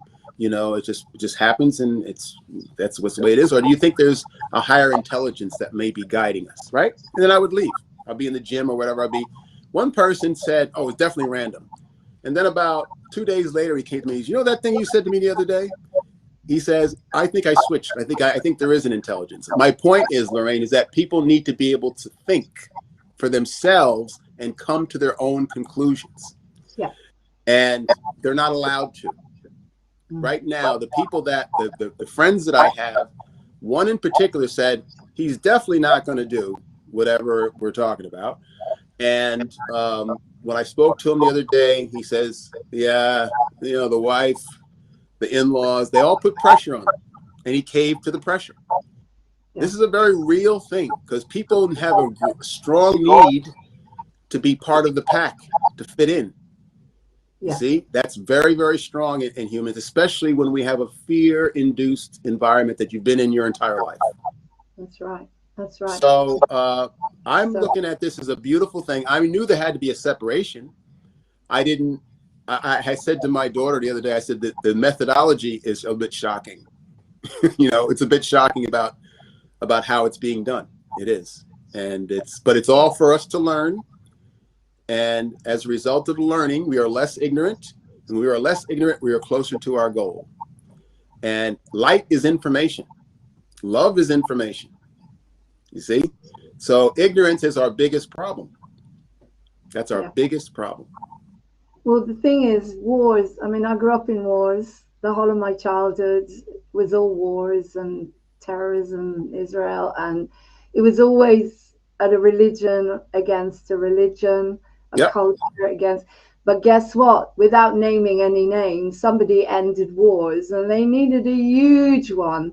And now they've created the biggest. I've never known a war like this, where your whole family would literally turn against you because you have a different belief. Like for me, for 25 years, I've hardly used medicine at all. Right. For anything. And I've learned how to heal practically everything with natural methods. I too. So why don't I have a right? This is just, I can't understand it. It's hard to comprehend how people have become so nasty. Why don't I have a right to just do that for the rest of my life? I'm not harming anyone. And if they have, I can't harm them. So, somebody said a while ago, and this makes perfect sense. This is going back before this business, right? They brought up their child, they didn't want them to be, yeah? And so, but the nursery wasn't happy about having the child at the nursery because they didn't have, the business. But this person said, that doesn't make any sense. All the other children have it. How can their child give them anything? So it's just, there's no common sense. Yes, we know. There's no common sense, is there? Right, and it's been this way for a very long time. It's just been held undercover, particularly in the Western nations, because everybody was just following their programs.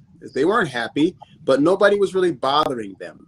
So you understand that there's a major long-term effort to achieve certain goals that would not be in the best interest of humanity. You understand that, thousands of years, right?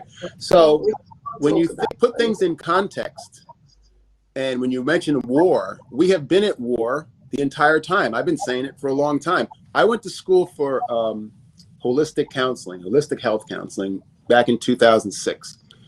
And I started to learn, I studied everything that affects human beings because I began to see things that didn't make any sense.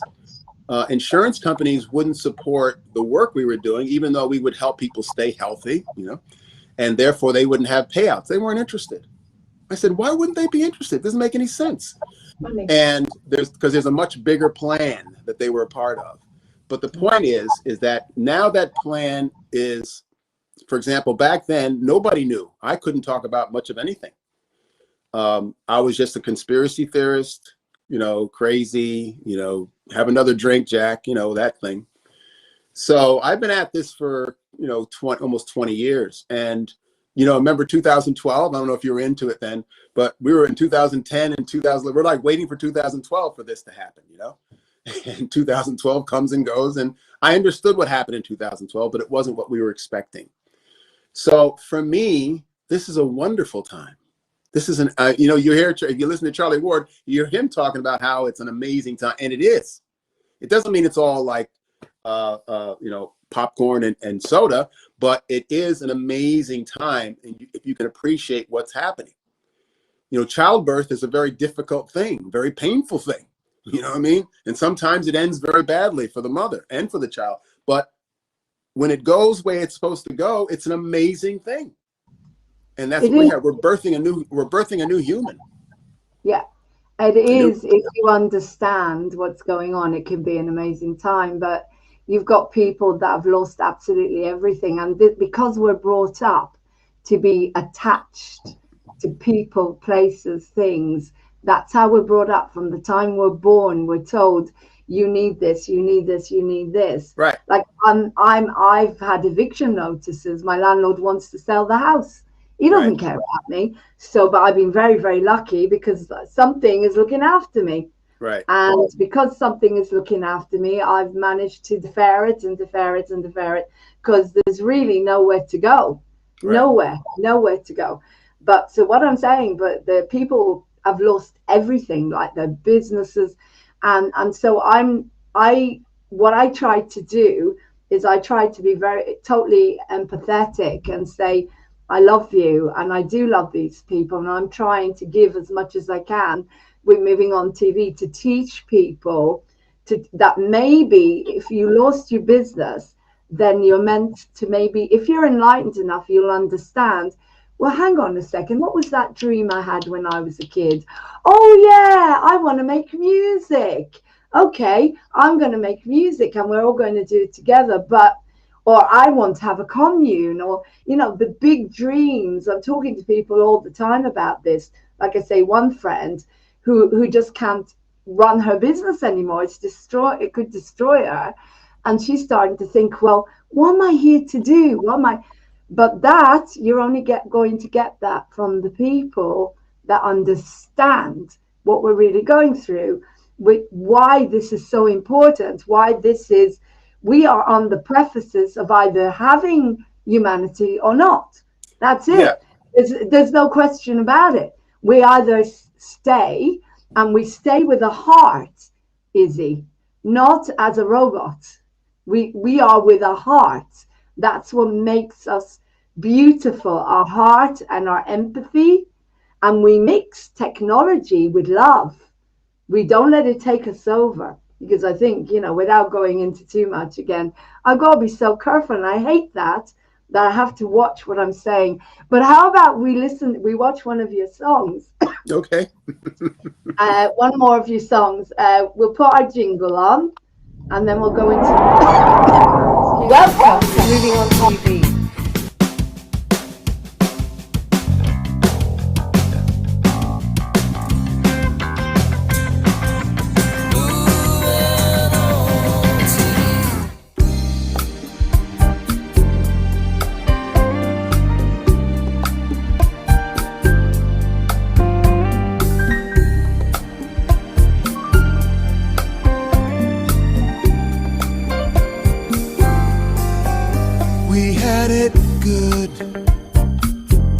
But we didn't pay attention quite as much as we should. And now the rain will fall. It's gonna come down on each of us, one and all. There'll be no place to hide. You've got to stand to survive. You've got to stand up for what you believe in. Everyone, it's time to stand up for what you believe in. One by one. What will you say when the rights people died for are taken away? And when your rights are gone, are you gonna be scratching your head wondering what went wrong?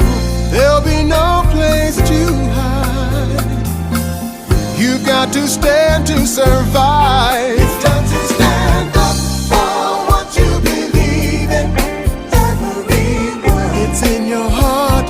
You know you gotta stand. It's time to stand up for what you believe in. One by one. Everybody, you got to stand up for what you believe in.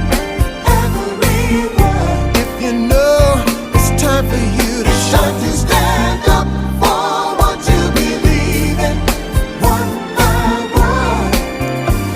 One by one. Just spread the word and we'll reach everyone. Make enough of us understand. We'll be strong, we'll be able to stand. You got to stand up.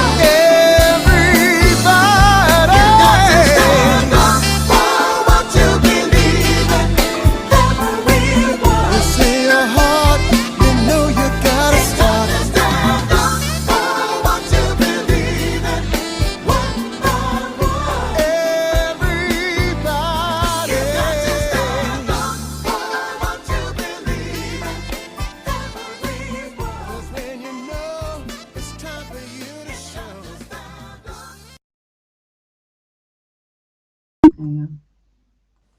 Brilliant, absolutely Oh, brilliant. I thank you. told everyone to listen to the lyrics. You've got to stand up for what you believe in. And we just got a comment here from Samantha. Long time, how you doing? Loving your guests. Thank you so much. Izzy James is enlightened. We got here from Cara. Izzy is enlightened. There you go. We're working Guys, on that. We're working on it. we're doing our best every day. We're working on it. Guys, please subscribe to Moving On TV. As you know, we always get one thumbs down, whatever.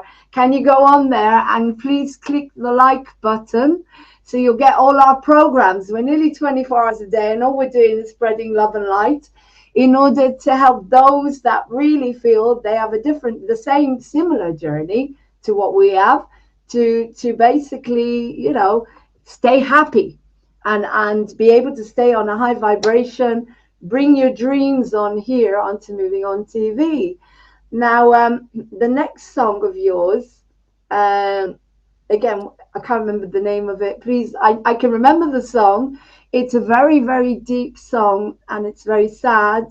It's about the mother that it's brings. This Way. Can you tell us? Called Be This Yeah. Way. Sorry? This Way.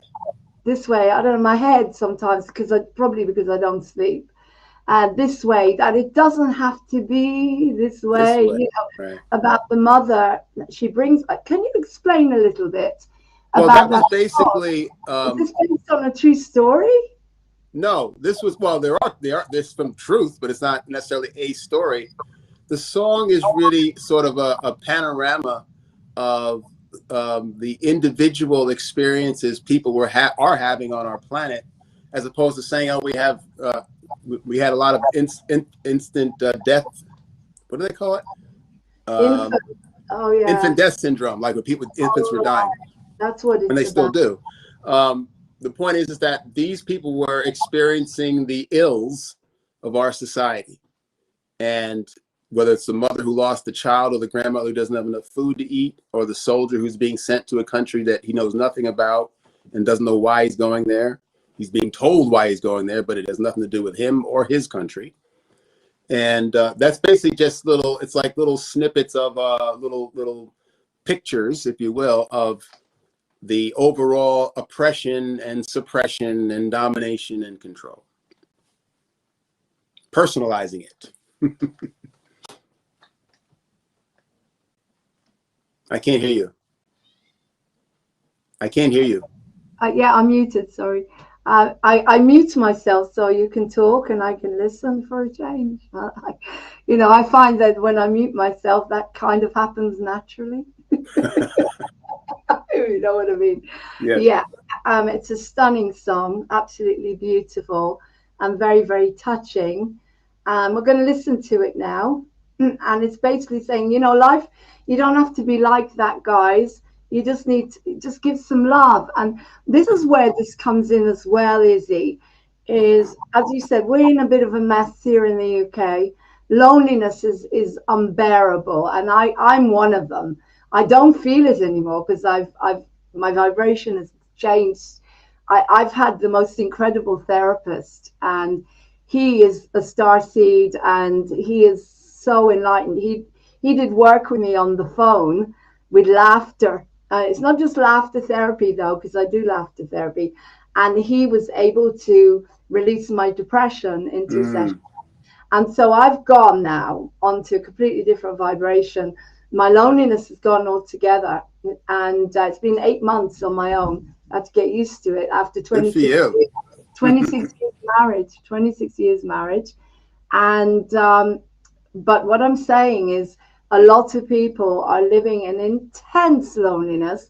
Yeah. And what this country has done to people, considering 99% of us are so well, is it's just it doesn't bear thinking about how cruel it is to those. It is such a cruel thing. And again, also growing up in Israel, where has huge issues with wars and everything, but one thing that is was beautiful, and they've destroyed that as well, which I'm very grateful my parents are dead, is the fact that you had community. you had this beautiful sense of community. Where when my mother died, everybody came in and fed my father. And every time, I don't know if you know this, but in Israel, one of the most beautiful things, every soldier was special. And every time one soldier would die, the whole country would mourn that soldier. That's how beautiful it was. Now they've torn it to pieces. What Israelis are actually, you know, without, again, I'm grateful my parents are gone, because it would have broken their heart. But what I'm saying is, in England, we don't have that. We don't have that sense of community, and people are so scared now that you can't go near them anyway. So I had to really work on my issues, massive issues, thanks to moving on TV, this gift that the universe gave me, and my theatre. We're going to do cabaret, and you know, I just do whatever I feel like it. When I want to do a show, we'll do it online. But I couldn't do any of this because I was so low, my depressions. But what I did is I came on to moving on TV here, and I showed the pain. I broke on here, and I showed people how you can actually go. You have to be yourself. You have to, in order to ascend. And a lot of people, as I say, they're on their own, and we don't know what we're going to find when this thing ends, because this country, a lot of people have been enslaved. They've been pushed down, because not just the media, but that lot, you know, the royals, and there's so much homelessness and so much loneliness that it's a sin. It's a sin. So when you look at that as the big picture, this is how I look at it. And again, people might give me thumbs down. I don't care. This is how I feel. We are at war. And at war, there are casualties. And I could easily have been a casualty. Don't get me wrong. I've thought about it. I don't anymore now, thank God. But I did. When everyone is gone and it's just you, even though I made the choice to be single, because I felt that me and my husband, we were going in different directions. Right. I just, what I'm trying to say here is, you have to see the big picture.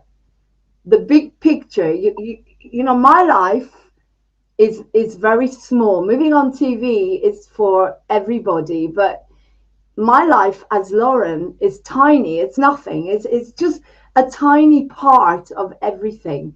And if I had lost my life because of this, then it would have just been as part of the big picture. Right. That's how I see it. Yeah. Right. Right. So, but that's because I am awake. Yes. Now, when you see a person that has intense loneliness, has absolutely no one, is watching all that rubbish. I wanted to get 1 hour of moving on TV with laughter and fun, and saying to these people, are you a musician? Are you a writer? What's your dream? Ring me now. The phone is here. Yeah, ring me now. Come and talk to Izzy. That's what moving on TV is. It's not like them. I wanted to get on for 1 hour. I was half an hour, I think, onto the box, because that's what they watch a lot of the time. Right. And you know what? They quoted me something like, well, it's probably $1 million for 1 hour, £600,000 for half an hour on Freeview. That's how we've been living. And I know that if I could have got on, then maybe we could have saved some lives, but I can only do my best. Yeah, it's really not something I think we need to regret or belabor.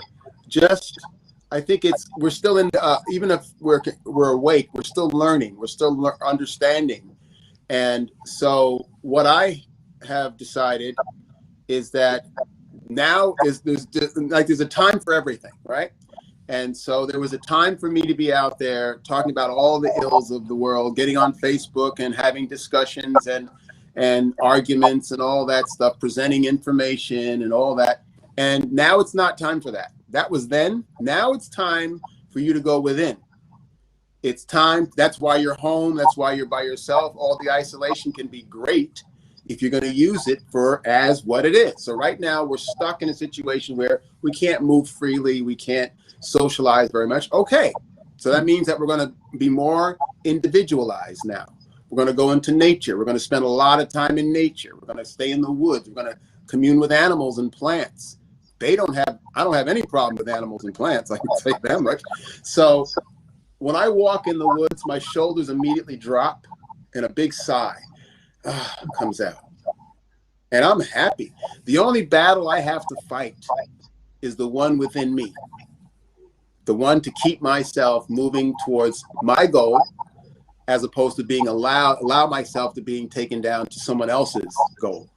I've been there already. Go on. I was just going to say, this is your opportunity now to discover your dream, and just do it, because just live in the now. Forget about tomorrow, because it may not, let's forget about the money. It may not happen. That's right. We don't know. So stay in the moment and do what you love. And that's why I'm happy. Because every single day I get up and it's the only place you can be. What are you going to do, Lauren? What do you really want to do? Oh, I want to go on Moving On TV and I want to sing. There you go. I want to sing all day, and I don't care who's watching me. I don't care who isn't watching me. And that's what I do. Or I'm going to do a show and we're going to do it online. I'm doing it. Don't care. Don't care about royalties. Don't care about anything anymore. Just do it. Nothing to do with money. I haven't got any. And Moving On TV's got none. But we keep going and going and going. And do you know what I've started doing, Izzy? I mixed a song myself. I just messed around with it. I got the backing track and I put my voice on. I wanted to record something from that won the Eurovision one year. It's called Non Ho Letai. And it's got this incredible Rachmaninoff piano in it. I'll play it for you in a minute. I want to listen to one of yours in a minute. And I decided I wanted to put my vocals on. And these vocals are very chesty, Edith Piaf, kind of raw, And I did it. I just recorded it. And then I got my Adobe suite and I just mixed it. Nice. That was it. So you've got to do everything now. It's nothing. There's no studios. There's nothing. Just get on with it. But we're going to listen to your beautiful song the way it is, or the way we hope it was. Or this way. This way. Sorry, I don't know what's going on with my head today. I might be tired, but I'm forgetting names of songs. But this is fun. This is a different song. Oh, this is the different one, isn't it? Which one is this one? I can talk about God. I'm going to mute you. I can talk about times getting harder. I can talk about us getting older. I can talk about the weight on my shoulders. There is only one. Even when my life is done, I'm gonna need to talk about. I gotta talk about God. Can't live without Him. I gotta talk about God, and I'm never gonna doubt Him. I gotta talk about God.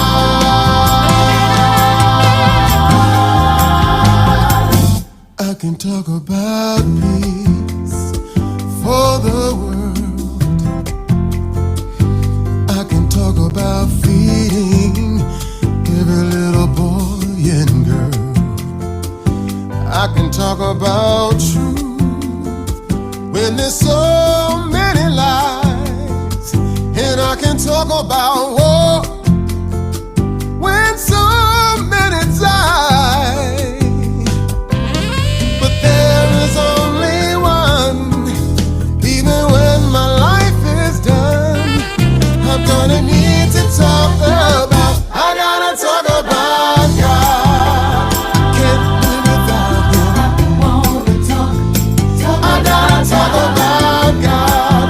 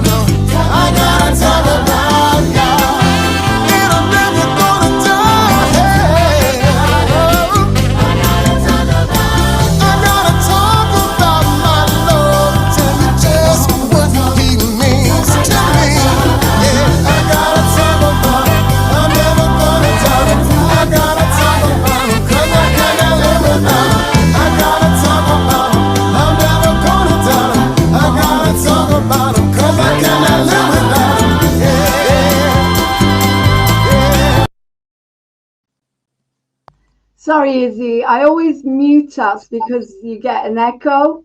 Someone wants to know. Oh, great. Thank you. Right. Bandcamp, Samantha.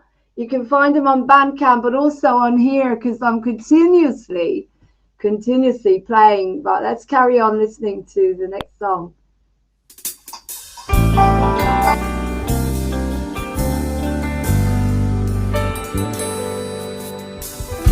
Mother brings her baby home. Mother blinks and baby's gone. She just buried him today. You know it doesn't have to be this way. Grandma rations, food and pills. Grandma's belly never fills. She hangs on from day to day. You know it doesn't have to be this way.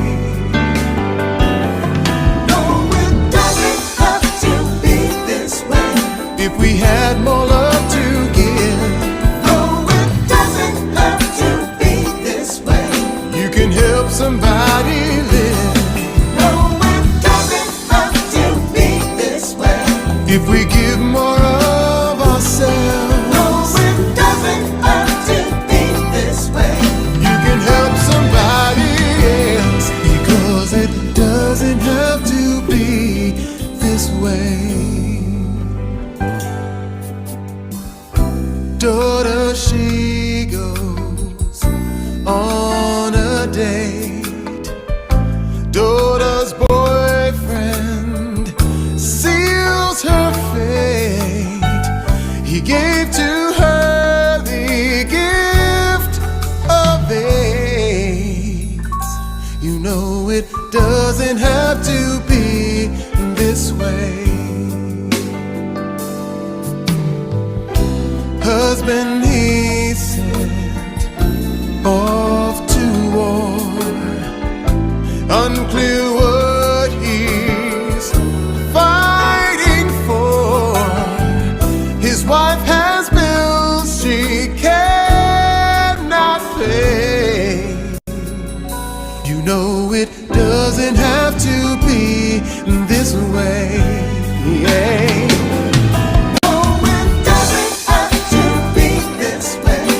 We had more love to give.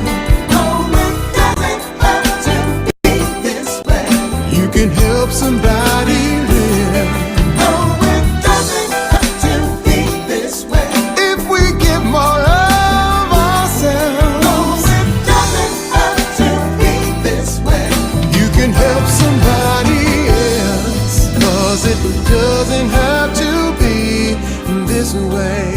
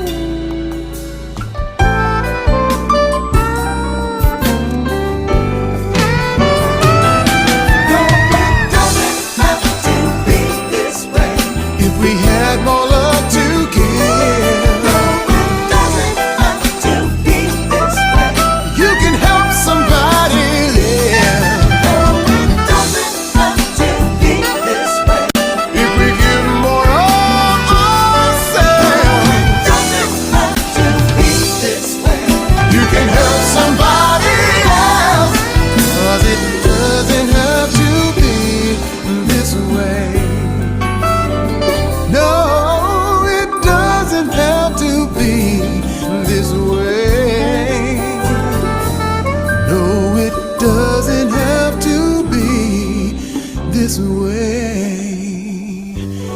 Yeah, yeah, yeah.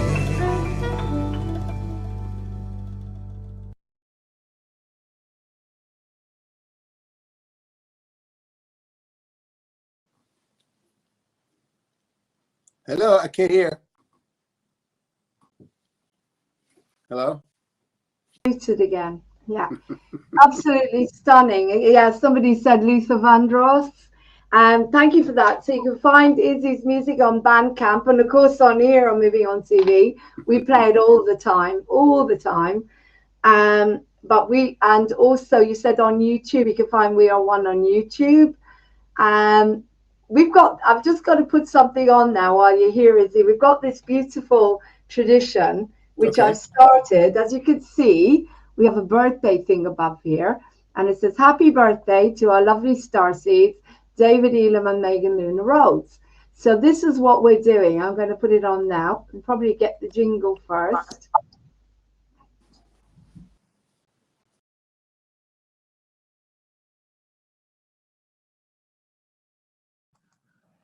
Hey guys, welcome to Moving On TV. This is the quick announcement. My name is Lauren Hope Glory. I'm the CEO. And I want to know when your birthday is. I want to know when your birthday is so we can celebrate you with you, the new Ascension TV station, the TV station that is all about love, compassion, and celebrating you as a unique being.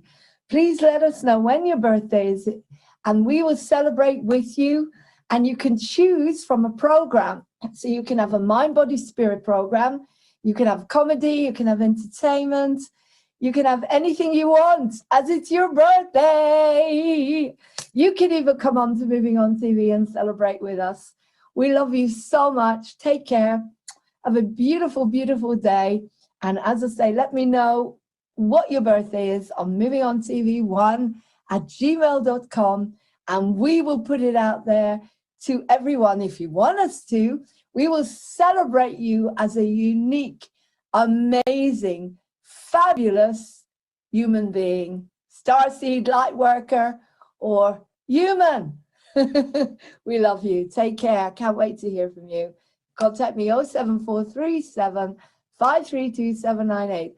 Happy birthday to you. Happy birthday to you. Happy birthday to whoever you are. Happy birthday to you. Namaste. Love you. Thank you. Welcome to Moving On TV.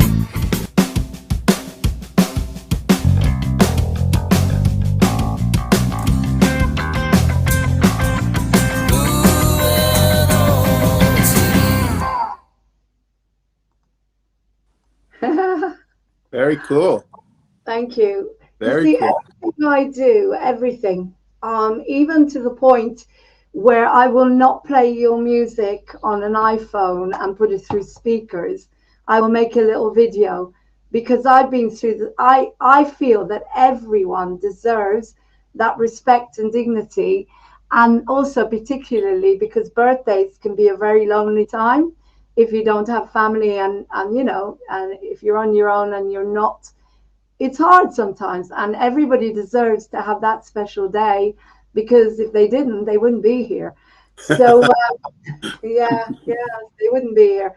So so basically what I'm trying to do here is to bring on, I'm saying to songwriters that they send us your music, and that everybody please subscribe, share, and like. We bring you entertainment, positivity, mind, body, spirit, everything that we feel, because we're basically, I believe there's a massive gap in the media and they need us. You need a media like this. You need a media that's based on compassion, love, sharing, and that's what I'm trying to do here. But I tell you what, I'd love you to do, before I've got a couple of questions about the music, but because it's Megan and David's birthday, and I don't know if they're watching. Megan is also a fantastic singer, and David Elams is exceptional. Let me tell you about David Elams. He was diagnosed with autism when he was a lot younger, and instead of going, he was on a lot of medication, and then he came off of it, and he decided to study yoga and the power of now, and that was it. He didn't need medication anymore, and he is creating, you know, when you get video games and they're all very violent and, you know, really horrible, these games are his avatars. They drink water, they do yoga, they meditate, they drink nutritionist juices. That's great. Incredible. That's He's great. so enlightened, and he's creating a whole light internet based on light. Nice. So these are the people, you know, that I've met through this work, through Moving On TV. So today, the 11th of April, is Megan and David's birthday. So would you like to sing happy birthday to them? No, I wouldn't actually, but I did work for about 30 years where I did work for other people. And I don't begrudge it. It was wonderful to make a living as a musician, but I don't do that anymore. I don't sing. Really No, no. not interested. First of all, I'm not a birthday person. Okay. I don't acknowledge anything special about the birthday, and maybe it was because my birthday was in December, and as a kid, I always got gypped because it was Christmas the same month. So my birthday was like, oh yeah, we got to do something for Jack. Oh yeah, you know, it was like an afterthought. So that's how I regard it now, as an afterthought. It doesn't mean anything to me, and I don't focus on any. Like, I don't celebrate Christmas anymore. I stopped that a long time ago. I don't celebrate Easter. I don't celebrate any of the religious stuff. I don't follow religion. So I don't do many of the things that we were taught to do. I'm even learning to change how I talk, because a lot of the words that we use are not in our best interest. And a lot of this is word magic, and people can say, I don't care what people say, to tell you the truth. But the point is that there's been a lot of things done to us, still being done to us, that we have to become aware of and undo. And much of that has to do with the programming of, to me, celebrating holidays, which nobody actually celebrates the holiday anyway, really.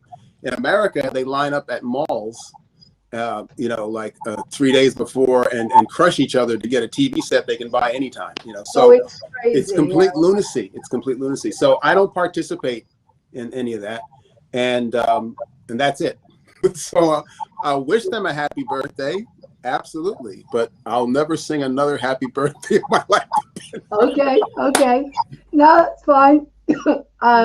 I totally agree with you when it comes to the festivals. They're all very commercial, and like they're all about families, and especially if you're on your own, then it can break your heart at the moment. Right. But to me, the birthday thing is something different. But it's a shame, because I was going to ask you what yours was, so we could do a special one for you. But who's this? Somebody, Kara's sending you a smile. She's laughing. Someone called the Kids Kirby is saying hi. I don't know. I get. The thing is, Twitch. We get messages from Twitch, and I always have to say to them, "I'm really sorry, guys, but we're not a game. We're real. We're real people." I don't know what Twitch is. Sorry. We're a game. Oh, Twitch. They do a lot of gaming on Twitch. They do radio programs as well, and they do some podcasts and TV, like WMAP radio, Casey Armstrong. No. Okay, but he does smaller radio stations. They work with Twitch, but a lot of them are games, and when they come on here, they say, "What the hell have I landed on?" I say, "I'm sorry, I'm really sorry. We're real people, and we're not a game. We're not advertised." And it's so funny. But so they go afterwards, but maybe they'll learn something when they come on here. So Izzy, so your real name is Jack McElroy. Is that right? No, my given name is James Israel McLord. That's where Izzy James comes from. Oh, I see. For some reason, I was never called James. I was called Jackie when I was a kid. I don't know why. And then later on, it was shortened to Jack because I didn't like Jackie. It was a girl's name. You know? And but then we had Jackie Kennedy and Jackie Robinson, so I wasn't feeling too bad about it. But eventually, Jack just became the name that stuck. And so Jack McLord is what I'm known. Most people know me as that. And Izzy James is my other persona that And I did that on purpose because it's a weird thing. I like people, but I can only take people up to a certain point, and I need my own time. I need to be by myself. You know, it's not an isolation thing. It's just, I need to be with me. And so I was envisioning, I said, you know, if things work out and you start to become popular, you might not like that. You know, there's a lot of stuff about this that I know would be difficult for me. You know, if it goes the way that we hope it goes. It's a weird kind of position to be in, you know, like hoping for something at the same time hoping it doesn't happen, you know. But I'm really just following my guidance. That's all I'm really doing. So whatever happens is supposed to happen. Whatever doesn't happen is not supposed to happen. And it doesn't really matter. What we do as a vocation is meaningless. The only thing that matters is our heart, and having our heart blend with our mind. And when our heart and mind balance, then we're good to go. Exactly. We are far away from that now, but we're you know, many of us are moving towards that at light speed. We're really moving fast. I'm hearing and seeing things that I'm just amazed at what I'm seeing. People coming out, doctors and PhDs. I studied a lot of things, science and quantum physics and all these different things. And it was all woo-woo, you see? And now people with the letters behind their names that the 3D people have to see before they'll even pay attention to it, they're coming out in droves. They're coming out in droves. And everything's going to be fixed. Everything that we're worried about or have been worried about, all systems will be repaired. The financial system first, education systems, medical, industry, because it's not a system, it's an industry. And so all the ills will be lifted. And for those who choose that, that's it. Amazing, amazing. A couple of things you said there, very exciting. Total synchronicity, but one of the people that's watching us, you mentioned Jackie Kennedy. I can't say too much, but there's someone on here.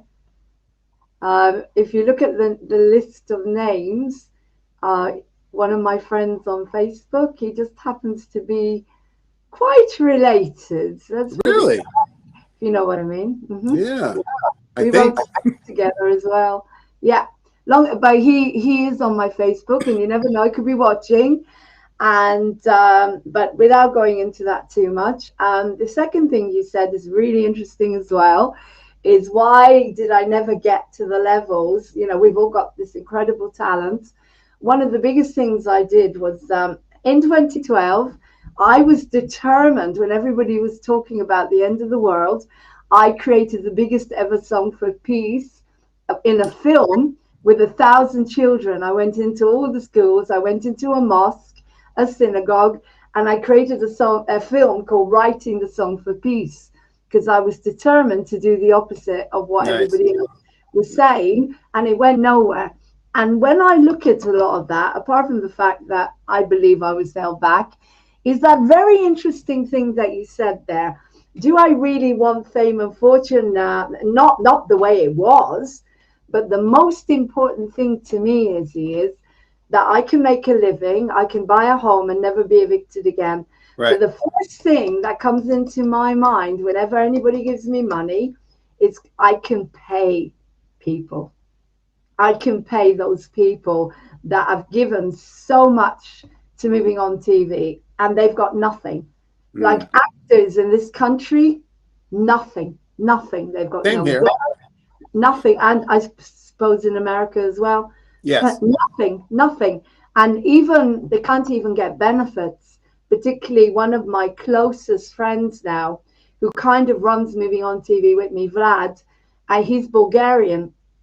He's been living here for more than 5 years, and he's an actor, and he can't even get benefits. And so to me, the first thing that would happen, if the only way that I would, I don't know if you've seen the adverts I'm looking for, but they've got to be pure, no chemicals, nothing that harms humans. I haven't monetized Moving On TV, and I never will, not unless they're congruent with what I'm promoting here. Mm-hmm. So what I'm saying is, if anybody said to me, here you go, there's £1 million, promote a chemical, I tell them where they could shove it. You know, I've absolutely That's not what moving on TV is, the opposite. But that's how much I care about money. Yeah. Sure. As if, but to me, when the right sponsors come along and they say, right, I'm going to give you, here's some money, the first people that would get it would be people like Vlad, because at the moment I'm okay. I'm okay till the end of the year. I'm okay. I don't have to worry. But the first, and this is interesting, I'm going to earn, to me, all I want to do is earn a living, have somewhere to live where they can never kick me out again. And every single human deserves that. Whether it's with money or bartering, I love bartering. Bartering is where you share. You give me yours, Right, I know. I give you mine, we exchange. And to me, Well, that's what I feel. That's how I feel. I feel that we shouldn't have to earn a living. If you look at the world, do dogs and cats and birds, and did they earn livings? No, Yeah, right. they're provided for, Look at that. as we are provided for. And most of the stuff that we do is completely, not only is it unnecessary, I'm talking about food in particular, it's not only unnecessary, it's very unhealthy. So if we were just to eat fruit and vegetables, we're good to go. Done, really. But we couldn't do it now because our bodies are so out of whack that, you'd have to start this and gradually move towards these things. But if you're ascending, that means you're becoming lighter. And so it would be of service to you to start eating lighter. And light things have a lot of water in them. So fruits, watermelon is one of the best things you could eat. And people have a lot of misinformation about everything. That's all intentional. I am a health counselor as well, as I said. I'm also an energy conduit. I can direct energy to people and heal them. And that just happened in the last year or so.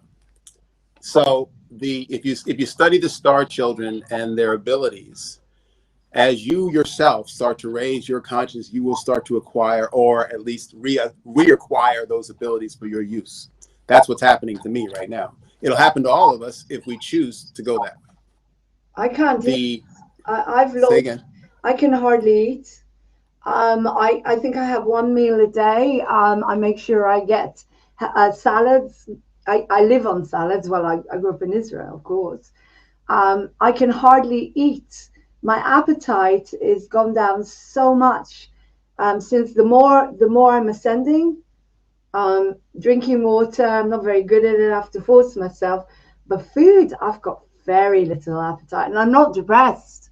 I'm not depressed at all. Yeah. I love food. I mean, I used to be a food addict, and if you can go one way or another, it's very easy because when people have nothing to do. But when I'm on the stage, when I'm happy,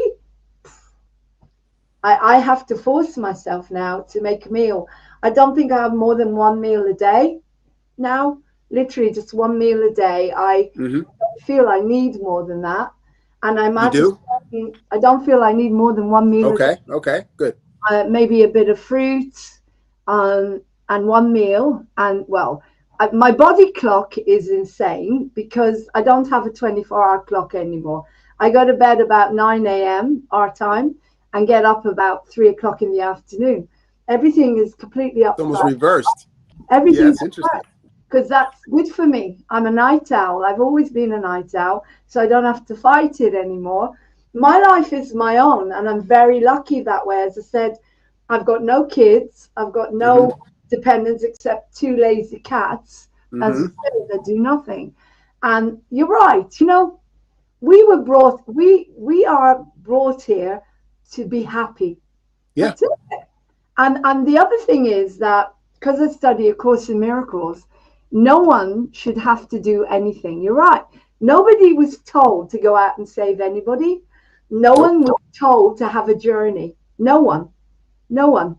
It's your choice what you do. Yeah. It's your choice what you do. And the only thing is, as long as you don't harm another human, you want to harm yourself, that's up to you. But try your best. Don't harm another human. Don't harm an innocent, because that is not what we want, and that's That's how I feel. That's my big soapbox. And I started out as a very big truth channel, like Charlie Ward. Charlie was one of my first interviews. Mm-hmm. I've done 4 interviews with him. He grew like wildfire because of where he works, and I haven't, because I let go of the truth.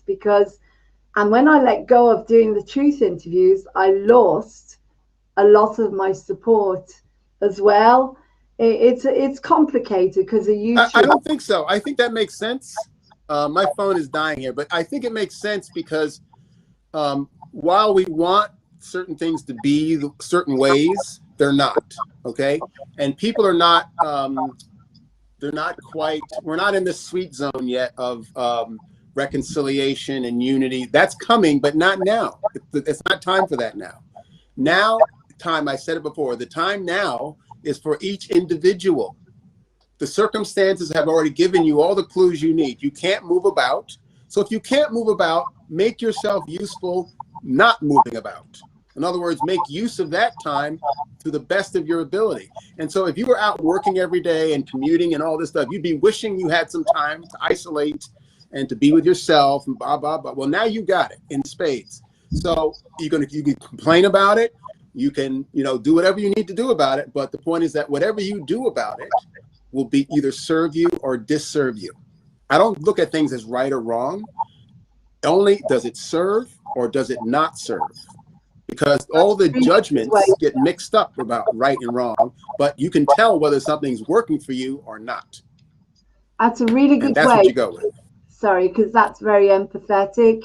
That's a beautiful way to look at it. Before you go, who plays the saxophone in that? Oh, I have lots of saxophone players, lots of them. So the first CD. What instruments do you play, Izzy? What? What instruments? Do you play any of the instruments, or is it just? Oh yeah, I play bass.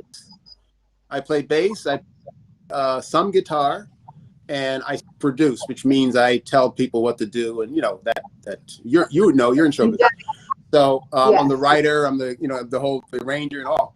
And I hired certain people to do certain things on the first CD. I had a horn arranger to arrange the horns, and but I brought in a lot of people because a studio recording is much different than a live recording with musicians. So musicians that I've been playing with for years, they sounded great live. You bring them in the studio where mistakes are highlighted, they couldn't do it. You have to be able to be precise and consistent and not get nervous and play. And so I went through a lot of money and a lot of people for the first CD, and I learned. And the production came out great, very happy with it. It took a long time. I took my time, I brought in, if something wasn't right, I brought in somebody else to play it again, bring in somebody else. The second time, I wasn't in the same financial condition, and I had to do a lot more work. I played a lot more guitar. I did all the vocals with one person with me. We did all the vocals, and it came out really good. It took, again, a long time, but it's not at the level that I really want it to be, because, when you're doing it yourself, you know what you want it to hear. And I got close, but the budget wasn't there, and certain things I wanted to happen didn't happen, but it doesn't matter. That's my own personal preference. Right. The point is that the production came out, Talk About God won an award. We Are One won an award. So the point is that people they're responding. But still, if you put my music up against what's out there, nobody would pay attention much. Okay? More and more would now than they did before, and that's going to continue. So what you're doing, you're right on point. Just keep doing what you're doing. Take the money, though. Money's important. And what you're doing is valuable. What you're doing is valuable. So take the money. You need, There's nothing wrong with money. No, money's just a tool. It's to help a lot of people with. But before you go, we did talk about, the thing is, this piece of music was done in a room, no studio. This guy sat by a keyboard and started playing, and we started singing and harmonizing. It was up for a Grammy. This is what you can do with nothing, literally. Have a listen just very quickly. I made a film of it. It's called Heart Vision. Mm-hmm.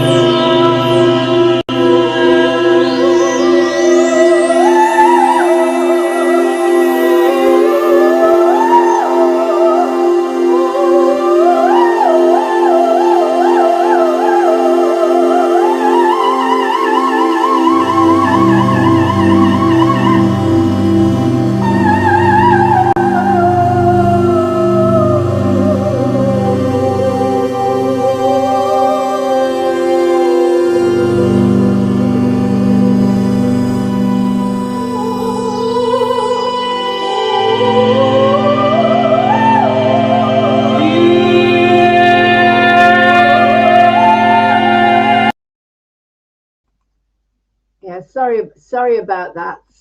Hang on. Sorry about that, Paul. I had to take it off, obviously, because I know you need to go. But that was done pure, no rehearsal. That was me singing, and Powerful him. voice. Yeah, You have a that's very powerful voice. That thing is like, what? Yeah, I was lead soloist of the Children's National Choir, but without Paul sitting by his keyboard, that man, he's created biodynamic beds. You know, the med beds? Yeah. He had put me on the biodynamic bed, released a whole lot of my history, absolutely incredible. And then he started playing the keyboard, and I started, I just started it. And then he came in with his harmony. No studio, nothing. All I did is he recorded it on Facebook and then sent it to someone, put a little bit of reverb. That was it. It was up for a Grammy, and it's on an album by Joey Wells from, he was with Bill Haley and the Comets. Yeah. And it was up for a Grammy Award. And once, you know, we get to a level with your music and my music, and it could never have happened if it wasn't for Paul McDonald. See, I've done loads of singing, but his talent, he created the atmosphere with that keyboard and the med bed that he's made his own med beds. I mean, these are incredible souls that are around. Yes. And if it wasn't for him bringing that, and then me bringing my voice, and then him bringing his voice, nothing would have happened. It was just that synchronicity and that synergy of talent coming together, and it was picked up by Joey Wells, who put it up for a Grammy. But you know, the way we live in the world, you know, we don't win Grammys yet, but we will. Well, here's another thing I think about that stuff.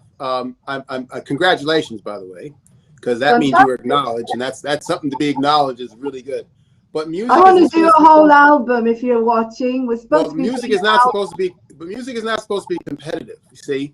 So many years ago, I was on a national show in the United States called Star Search, and I didn't know anything about it. I had sung in front of somebody. He wanted to manage me, and he knew people that could get you on the show, right? The guy who was the host on it was Ed McMahon from the Johnny Carson show, the sidekick for Johnny Carson.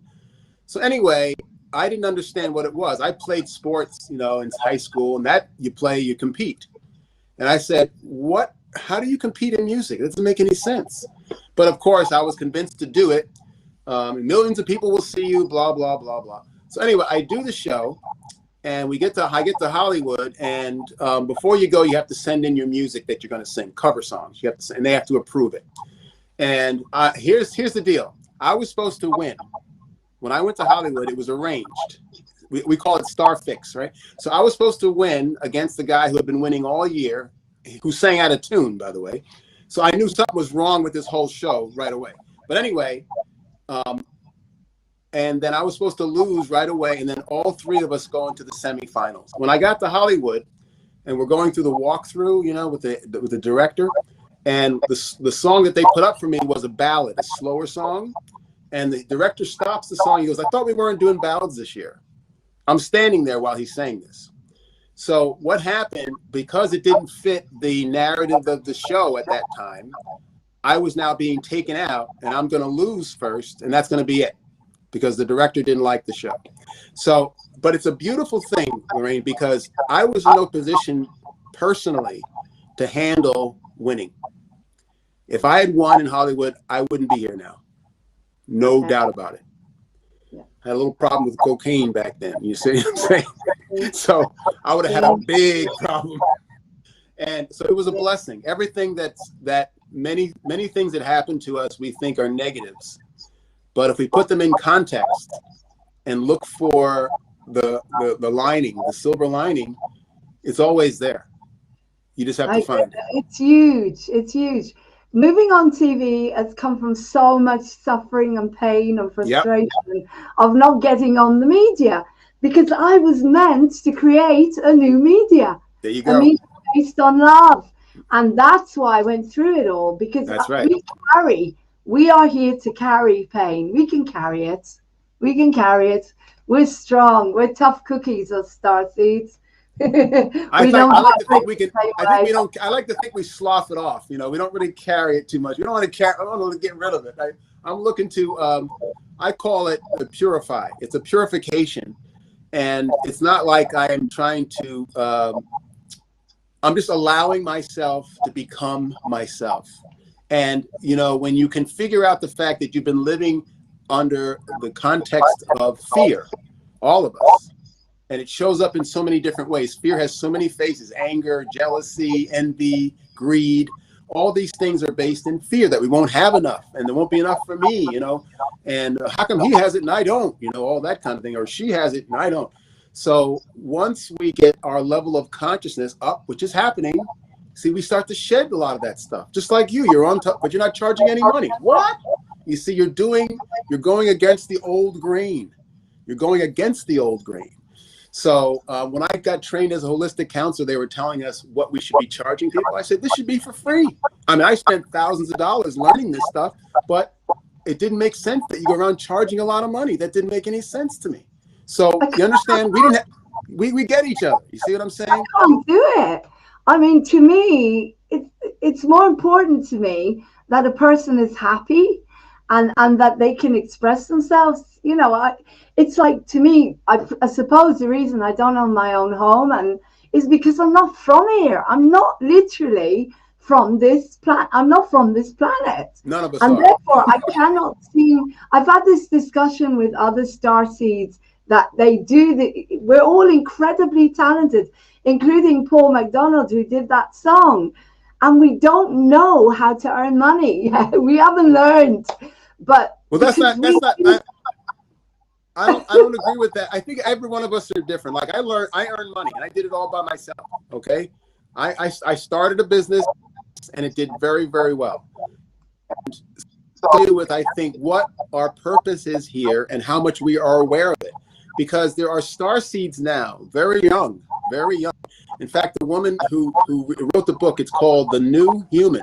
I highly human, and another one which I haven't met, because we're all hybrids of many, many races, many species, and alien species. We're all aliens. You know, this idea of that everything is a lie, practically everything. And I've been saying this for years, and now people are starting to say that as well.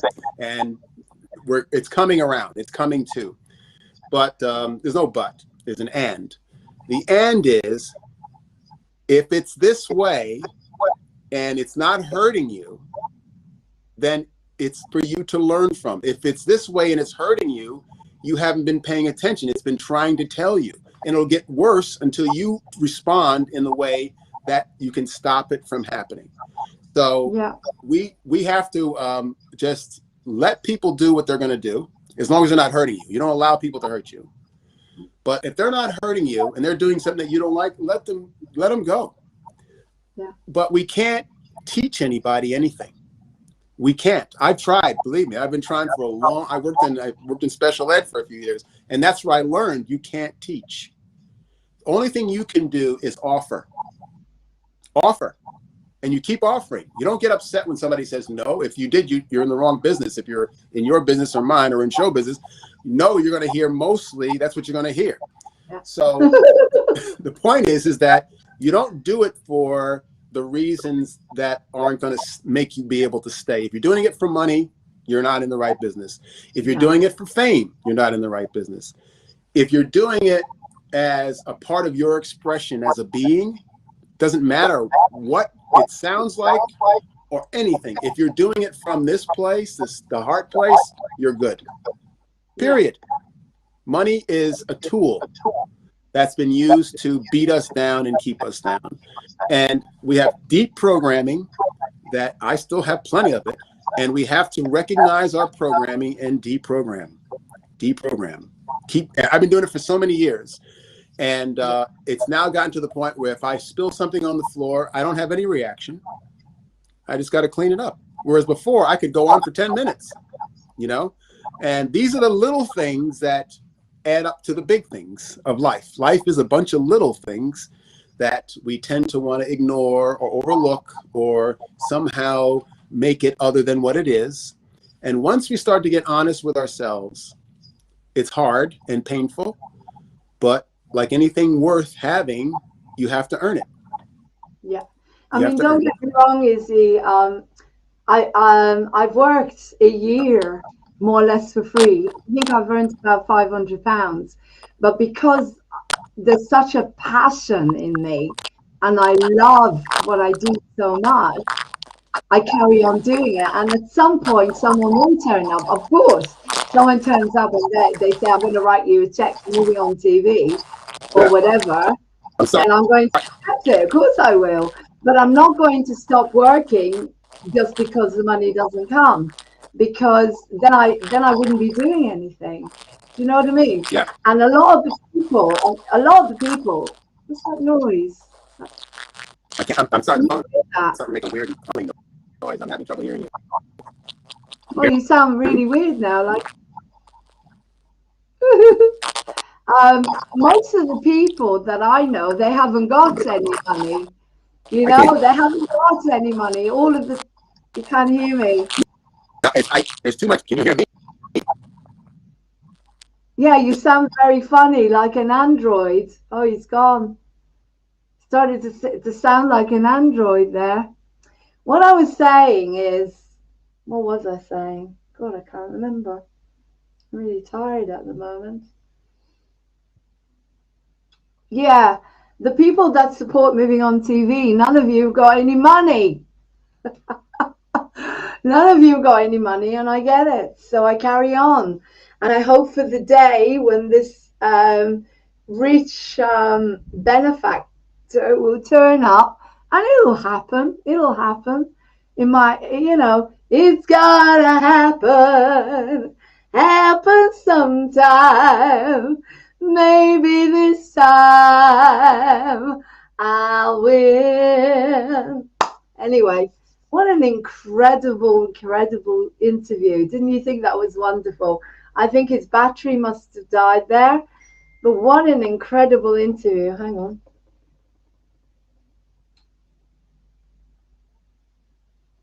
Yeah, I think his battery died. Thank you, Cara. What an incredible interview.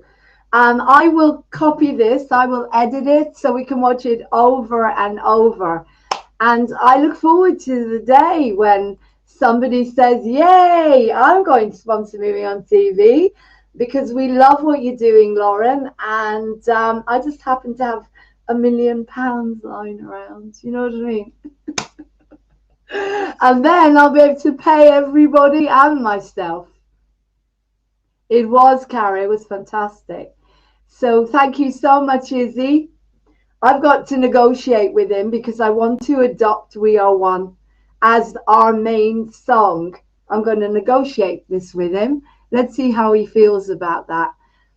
So we can, well, he lets me use it whenever I want anyway, but I want it to be the official song of Moving on TV. Now, that would be so cool. Cara, did you notice I look like the logo? Hang on, look at this. I match the logo, look. Orange and purple. Can you see? I match the logo. Oh, you can't see it because like the orange there, right? And have you seen my earrings? Anyway, what would I be without Moving on TV? Oh, I'm the most grateful person in the world that I had all that rejection from the MSM. Now I'm the most grateful in the world. Because like Izzy said, I don't know. Spirit was protecting me. Spirit protected me 5 years ago when when the whole family cut me off. And now I don't have to go through that. I've gone through it. And actually at 12 o'clock, we're going to start celebrating another birthday. I'll tell you in a minute. But I just thought that was an incredible interview. And I'm going to play the rest of Heart Vision because I don't want to disrespect the amazing talents of Paul McDonald. So here we go.